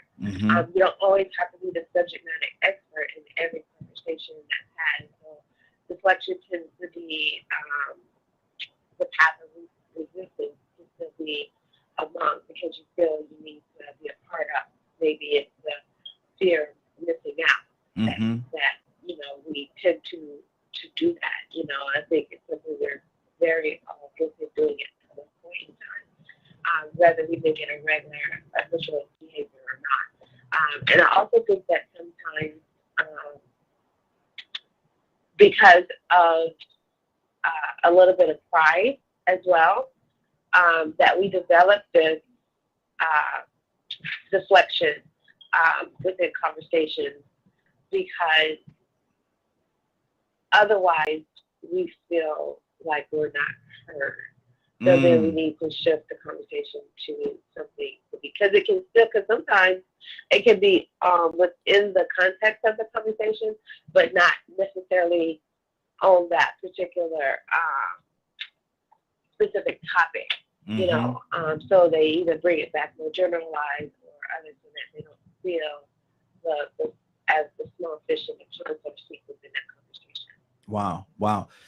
And that's good. That's good. Let me go to Rico. We got a couple other people on the phone line as well. But Rico, she said something right there, and that one of the things that she said that I pulled out of what she said is sometimes we don't feel as though we're intelligent enough to be able to contribute something to that conversation, so we deflect to something or to a area where we're a little more comfortable, if you will, so we don't look like the dummy. That's what I pulled from what she said. What do you say to that, Rico? Yes, that is definitely true. You know that, I mean, that there are numerous reasons why people will deflect or steer away. And like I said, sometimes you have to notice that being a tactic and be familiar with it. Like, wait a minute, why is it that every time I bring up school or education, this stuff will get a little shy? They start talking about all kind of other stuff, big distraction. Yeah. And 9 out of 10, if you are so wrapped up in yourself, you will realize that this is what people are doing. You know, and so, you know, I think being open-minded enough to understand that there's a reason behind deflection. There is always a reason behind deflection, especially if it's in a situation where you're trying to solve issues, or discussing important issues, and some people are going to have to be held accountable. You know, that's why I know what you do on here is such a hard job as a facilitator, because sometimes you can listen, or sometimes you might not even realize it's somebody's theory. Or maybe the person that is thinking about whatever they're thinking about, they ain't interested in the conversation no way. They just on here for whatever reason. Now you have to sit back and wonder to yourself then, well, what they on here for if they ain't listening? I just asked them a question and they said something completely stupid. They let me know they didn't hear not one thing. Or maybe the response that they gave you was so far out of left field, you know, they weren't listening to nothing we was talking about. Do they have an agenda? Do they just want to come on here so we can talk about what they want to discuss? You know, so you have to ask these questions, you know, based off of the behavior and the tactics of people, the actions of people. But honestly, like with you being a facilitator or anybody else that would be a host or whatever that was actually over an event or a meeting or something like that, an organization, you would have to somewhat be, I ain't gonna say brutal or aggressive, but you would have to be straight to the point to make sure that everybody stayed on topic. That's the reason why some people actually write out agendas of what they're supposed to discuss. Because if you ain't careful, some of the most powerful people will go in there and take the conversation or take the meeting in whatever direction they want to all the time, because other people don't have those powerful voices. Or maybe they just have an effect like Martin Luther King, or where they're just so well spoken that people always just want to listen to what they say. You know, some people talking that sound like music. And when they know they have that appeal, they know they have that it factor, they will use their charisma, they'll use their clout and their favor amongst people to go back and deflect or steer away from whatever needs to be done, because they have an agenda and now also they have momentum. Exactly. So you have to realize that's what's going on. But as a facilitator or host, like I said, you know, you have to reel it in ahead of time. Yeah, exactly. You know, I like I said, it sort of goes back to the conversation we had last week about the schools and the responsibility, and then the further conversations back about the adult generation and the young generation of responsibility, you know, and conversations we have about black on black crime and racial injustice. You know, sometimes in our community, I can say this. When I've been around people that have been trying to address the issues of black on black crime and stopping the violence amongst our own, you never hear one of us say, well, what about racism? But when you go to the other side and say, well, hey, man, y'all got to stop this behavior. This behavior has been going on for over 400 or 500 years, and it's still going on. Why y'all want to shoot up grocery stores and churches full of us? Well, what about black on black crime? You realize that tactic. Now you got to find out how to address it without getting out of order. Exactly. Without you losing your cool. Exactly. Because that is a very good tactic to use. Good deal. Stay right there for a second, Rico. Stay right there for a second. I got to pull some more people in. Stay right there just for 1 second. I want to go to our public citizen. He's actually been holding on for a minute. Public citizen, what's on your heart? Good morning, sir. How you doing this morning? Good morning. Yeah, a lot of great points. Took the words out of my mouth. I was talking to my conservatives yesterday, and there was this ad. Somebody's running, black guy's running for Senate against Rand Paul in Kentucky. We're looking at the ad, and like they brought up like the anti-lynching bill, and Rand Paul voted against that. And then so this one white lady in the group was like, well, what about black on black crime, you know, or what about black on white crime? And we're like, you know, like it's just a reflex, you know, don't even think about it. It's just something they, you know, I forget who said it earlier, like if you bring up like that issue in a community of black people, they're automatically going to get defensive and assume you have a bad intention. And, you know, that's all you ever talk about. That's a very, very fair criticism. But the other one was like, the whole thing is, it's like taking responsibility for ourselves. And, you know, we all need to remind ourselves of that. I do, you know, as a teacher, like, I can't go, well, this kid has, you know, some poverty, or this kid has all these other issues, and like, I'm going to make an excuse for why the child is not achieving or improving in some way. So, you know, we all have to do that. I think Trump was he was the worst president we've ever had, and he's a perfect example of deflection, because, you know, like remember the Occupy Wall Street and all that? Like, people were upset about how bad the economy was and everything. And, you know, people like him, we're able to capitalize on the existing resentments and stuff in our society. So instead of, well, what's going on here? We're the only country that doesn't have healthcare, universal healthcare. We're the only rich country, I should say. We're the only rich country that doesn't have free college. We're the only rich country that you have to work 2 jobs, minimum wage job just to survive in LA. Rent here is unbelievable. $1,800 for a tiny, rent-infested apartment in Los Angeles. It's absurd, right? So people like Trump, they go, look at these brown people over here. We'll talk about deflection. What's a bigger deflection than that? What about, why don't the rich invest in communities that are struggling? No. We can't talk about that. Let's talk about these brown and black people. They're the real problem. That's the ultimate deflection. Wow. So, it's a problem. We all have to take responsibility, but when you hear somebody blaming some other person for you have I mentioned it before, people like Tariq Nasheed and the Black Authority, and these people, they're playing in the white supremacy game. All they want to do is blame the brown, the immigrants, the new immigrants. They don't want to like actually build power. They don't want to build coalitions and change things. They're like, in my opinion, they are agents of white supremacy. Good deal. Let's keep this thing going. I see Badger shaking his head. Yeah, I'm trying to figure out where Badger is with this. What's on your heart, Badger? I mean, a lot of those are just the white people that are too afraid to accept the fact that their teachings from those races wannabe Christians and those races and the people with agendas in our government, they're just too afraid to accept the truth. Just straight up. That's why they deflect. They don't want to believe that our country still has racist, hateful human beings in it. Sure, black on black crime happens, white on white crime happens, Asian on Asian. I mean, we can go down the whole entire list if we want, but that doesn't solve the issue. Why are the mass shootings happening? Why is the county that I live in? I was talking to an awesome black woman, an older woman, and it was something me and Leonard talked about as I was thinking about putting a movie together in the county that I live in for Untold Stories.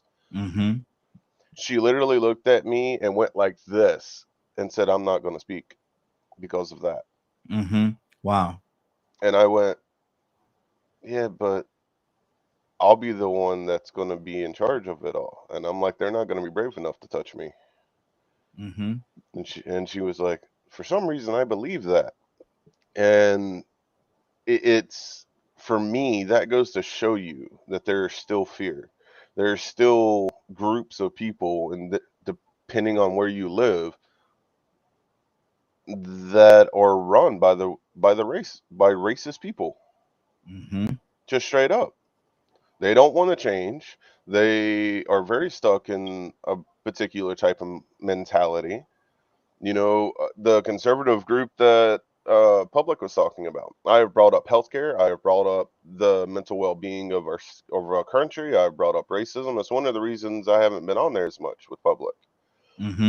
Because I was starting to get very aggressive. Very aggressive. When you say very, I think you mean very, brother. I want to reach through the screen and smack them around, to be honest, but I'm not. I'm supposed to be the kind-hearted person, so I don't need to be somewhere that's going to make me swing. I don't care if they're old or not; they need to wake up. I got so. I'm not afraid of them. Got 30 seconds. I pity them. I pity them for them not being able to open their minds up enough to accept what is really going on. And it's people like that, like Rico touched earlier about what a lot of the younger generation says. Those are the ones that they talk about the most. The ones that you can literally pile facts, and they look at it and they deflect to something else. Wow. Those are the ones young people want to disappear. Good deal. Cassandra, what's on your heart? Yeah, I think, like I said, a lot of people deflect, and I think most of us have done it at some point in our life. But it's easy, especially I find for racists to use the deflection to justify how they feel about people of color. Mm-hmm. Most racists have never sat down and even talked to a black person for 10 minutes to try to get to know who they are, where they are, why they're where they are. They don't care about that. It's just I think that is the most painful thing to me about white supremacists and racists. They don't want to know anything that would change their mind about people of color.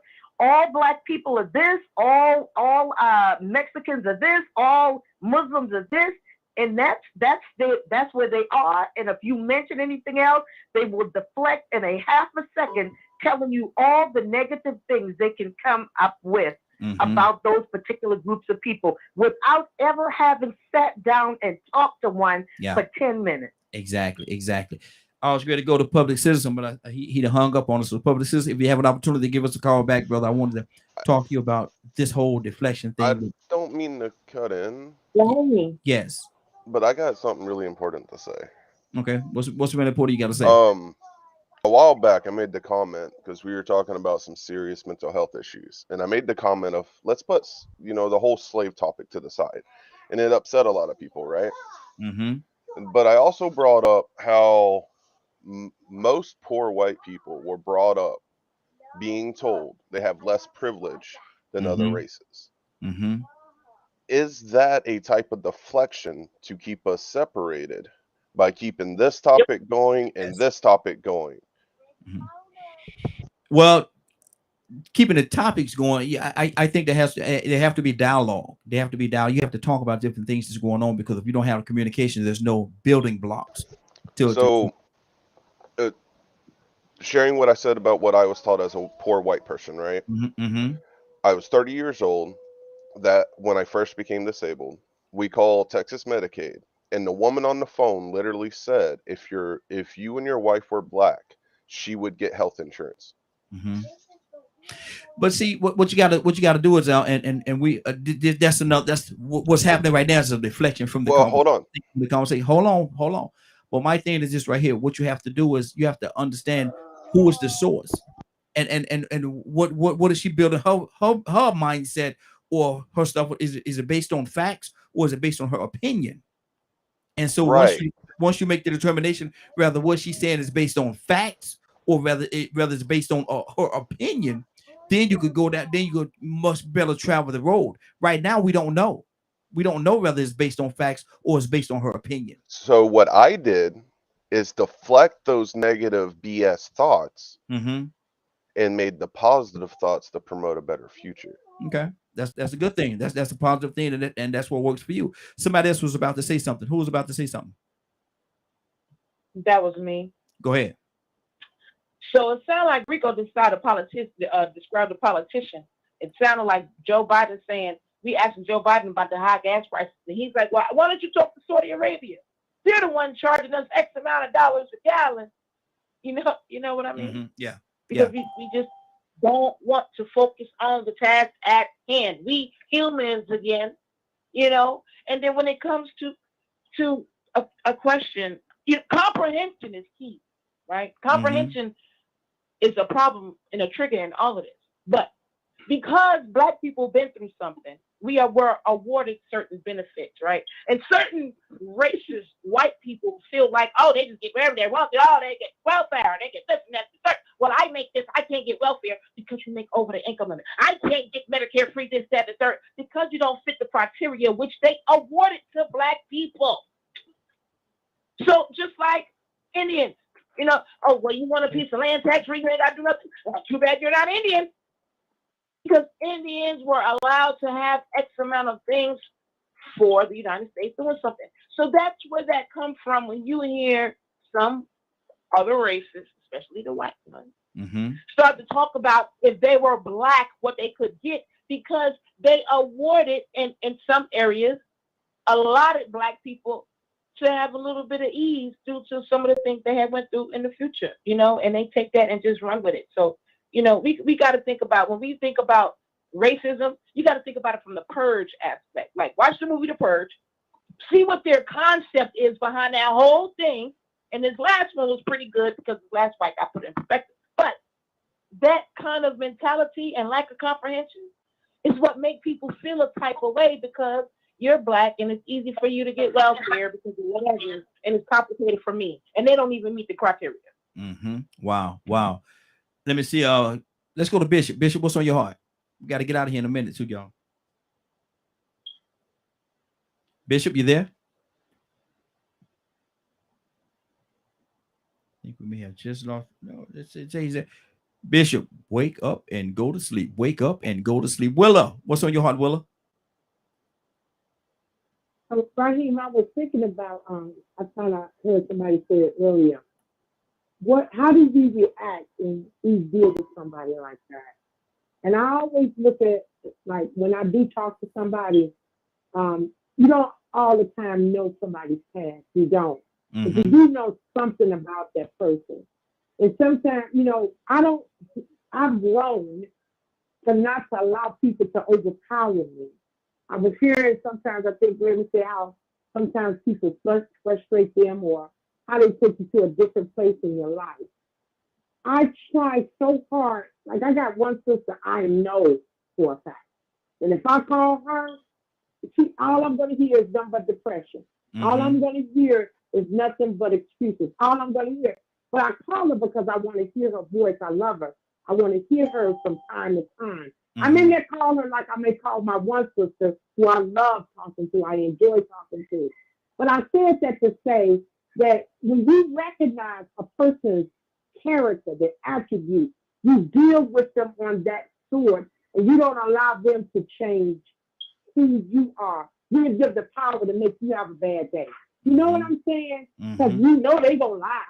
So I'm not gonna allow that lie to fluster in my soul, in my mind. You know what I'm saying? So that's how I try to deal with most people. I don't know everybody, but some people that I come in contact with. I don't allow them to have the power over my day. That's what I'm trying to say. Absolutely. And that's my opinion. Good deal. Friday, talk to me, sis. I mean, we're wrapping it up to the end. I was a late bloomer today, but all in all, I think with the overall topic dealing with deflecting, individuals that habitually do it don't have the confidence, I think, to carry on the conversation, because as the conversation develops, they may run out of things because they don't know it all. But ultimately, I guess I would want to just put out there that you don't have to know it all. You can always go and refresh yourself or learn about the topic once you've been involved in it. Maybe it's things brought to your attention you didn't know before. And then re-engage the topic again, or bring it up yourself later now that you have more information. You can always learn and become educated so that you can feel confident about the conversation and have factual or grounded information, and not just kind of pull things from the air because it sounds like that sounds good because it's something to feel somebody else's emotion. Absolutely. Good deal. Bishop, you back with us? Public citizen, talk to me, brother. What's on your heart?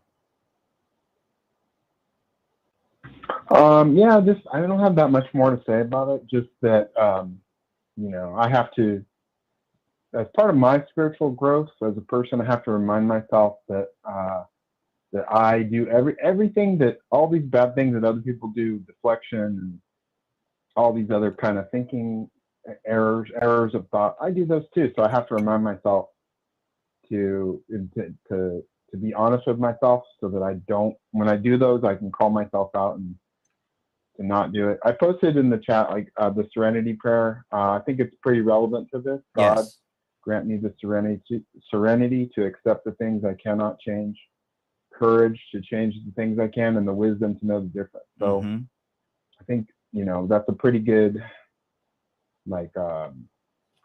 pretty good prayer for going through life, because, sometimes we get caught up in that's where the deflection comes in, because we're focused on something and focused on the wrong thing, focused on things that we cannot actually change in our lives. So yeah, that's all I have. But listen, do you have anybody in the group that you was talking about that can control their tongue enough where they're not just spewing out curse words every time they say something? They will be able to come on and have a discussion with us.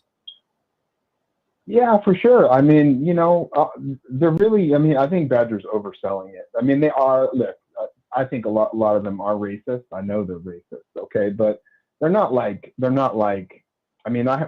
once in a while we'll get some like real hardcore, really overtly racist people. But, yeah, I do want to have this conversation with, some of these white people. And some people from this community. I can't do it like in the next couple of weeks. School's coming out, and for the first time in my life, I'm going on vacation alone. Congratulations, brother. Yes, I'm sir. gonna be gone for a week. Okay. Well, enjoy yourself. You know where you're going? Yeah, I'm going to on a Carnival cruise, Mexican Riviera. Wow. So literally, this is my first vacation in life. I mean, wow. Man, I'll do little trips around California, but so I'm really excited. It's like you should be. It's an adventure. Soak it all in, brother. Soak it all in, and definitely enjoy yourself. Rico, what's on your heart? First off, man, let me say have a good time and be safe.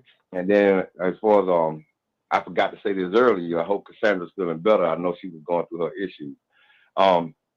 One thing I did realize, man, I think in all these conversations and life's experience, period, is to try to understand. Just understanding. And what I understand about deflection is it has different purposes. Yeah. It's either to deflect or steer you away, steer attention away from yourself, or it may be to draw attention to you and your agenda. Some people may use distraction to protect their emotions, to protect their privilege, to protect their favor and defend it. And then some people use deflection to defend their behavior and their actions. Also to steer away from the accountability. So there's so many reasons when you notice that it's being used, you have to catch yourself and not get so worked up. Or maybe just leave it alone, leave it right there where it is, because now you're dealing with a person that just refuses to accept responsibility or accountability for what they have done or what they contributed to. But this is a topic that came up because I noticed in these past couple of weeks, in most conversations I'm having, a lot of deflection. I mean, look, I got told about 2 flaws that I heard yesterday. Yesterday I heard it. I thought I knew everything and that I was judgmental. And I'm like, well, it's been quite a few times I've heard this, but then at the same time, I'm only hearing it when somebody is trying to defend a point of view. And then I heard, just so many different things. People will throw these adjectives at you just to make you be wrong because they choose to be on the opposite side of the aisle as you, or maybe it's justified, But sometimes you can notice it, when you hear somebody say something right or say something good, and then other people ignore it. But then every time they say something that that person disagrees with, they got to be vocal about it. That they're deflecting some other type of, energy. That's good. And so they're refusing to accept the fact that this person is right on this point. I'm only going to address them when they're wrong. So I can say, there you go again. You sound stupid. But what about the times that this person is right? Exactly. You're going to deflect and ignore that, So, there are so many different agendas, but I think the key part about it is to keep you from having focus on what the important issue is. Good deal. We got to get ready to get out of here. We got Hicks, brother Hicks. You got something on your heart before we get out of here? No, I'm just enjoying the conversation. Good. I'm enjoying the conversation, but I think, I'll tell you what I like about it, calling in and listening. I actually live in a sort of a sort of a lone state. I've always been sort of a lone wolf. Mm-hmm. I never followed the crowd. I had my own independent way of thinking, and I refused to let anybody lord over me. Mm-hmm. So that gave me problems in the military, gave me problems in marriages. But I found the thing was, most people, I said it earlier, and I'm going to say this and leave it. It is a hard thing to recognize that you are in error, that you are wrong. Everyone wants to be right. And it's hard to face up that you made a mistake. Even the last elections, I hear a lot of people that voted for Biden do that deflecting thing. We try to point to the opposite kind of thing. I'm not a Democrat. I'm not a Republican. I'm not any of that stuff. I just observe and watch. I watch for the truth, and you don't find it. Yeah. But you gotta. I guess with me, I've always cultivated an inside source inside of me that gives me a direction. And I think that's what I call my other being, my real self, or whatever it is. And it usually speaks from that spirit of love. It speaks from a spirit of trying to be patient and understanding and recognizing I see faults in the other. I'm really seeing a shadow of that inside of myself. Absolutely. So Good when deal. I engage in a conversation with anyone, I engage it. I start with the proposition that this person got something, the Creator put him in my path to say something that I need to hear, and That's I listen good. for that. That's good deal. Discard the other stuff. Good deal. Now, brother, you say ain't got nothing. You careless for about 15 minutes there, brother. You say ain't got nothing, but let me say this: I ain't got nothing, brother. I appreciate you, man. I really do appreciate you being a part of the conversation, man. Make sure you keep making your way to us, man. We definitely enjoy having you here. Sure. Okay. All right, peace. Peace. Anybody have anything before we get out of here? Friday.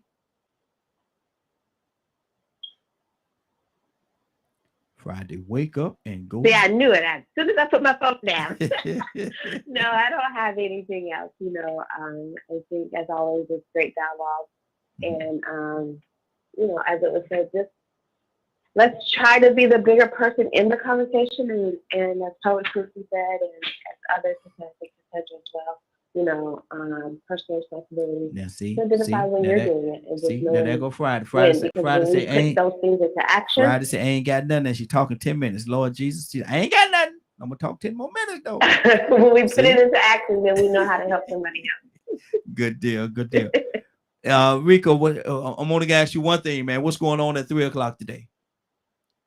Well, thank you, Jawanda, for calling in, a new person. Let me address her too. Thank you for calling in, because she gave some very, very good insight. Absolutely. If you missed today's broadcast and would like to see or hear the rebroadcast in its entirety, you can tune in at 3 p.m. Eastern Standard Time on www.dkmmediagroup.com. Good deal. Good deal. Willow! Let me say it again. Maybe she didn't hear me. Willow!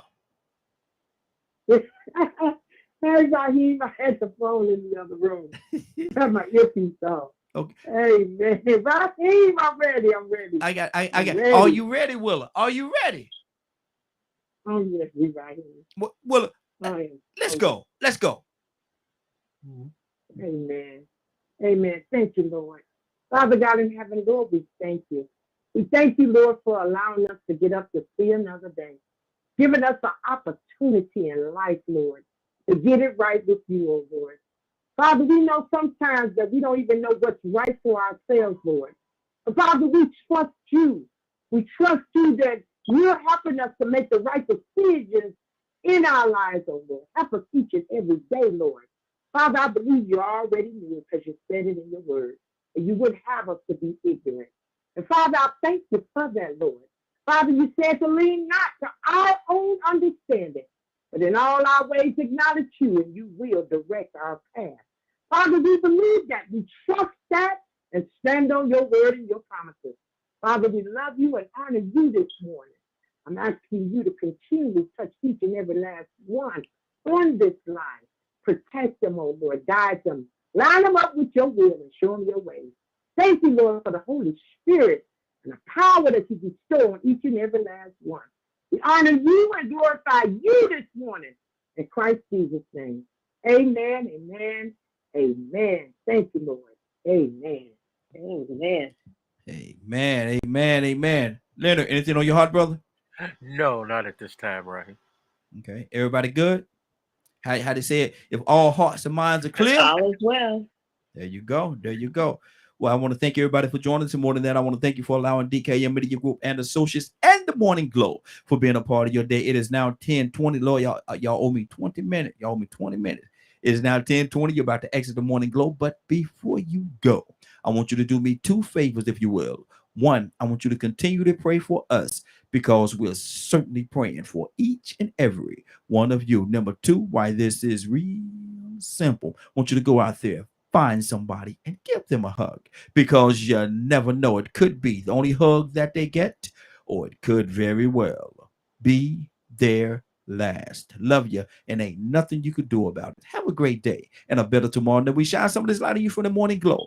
Take it out there into this wicked and cruel world that we live in and let your light so shine. If you get an opportunity, give somebody some love. You just might find some love in return. Won't that be a beautiful thing? Have a great day. Take care of each other. And please, please, please be blessed.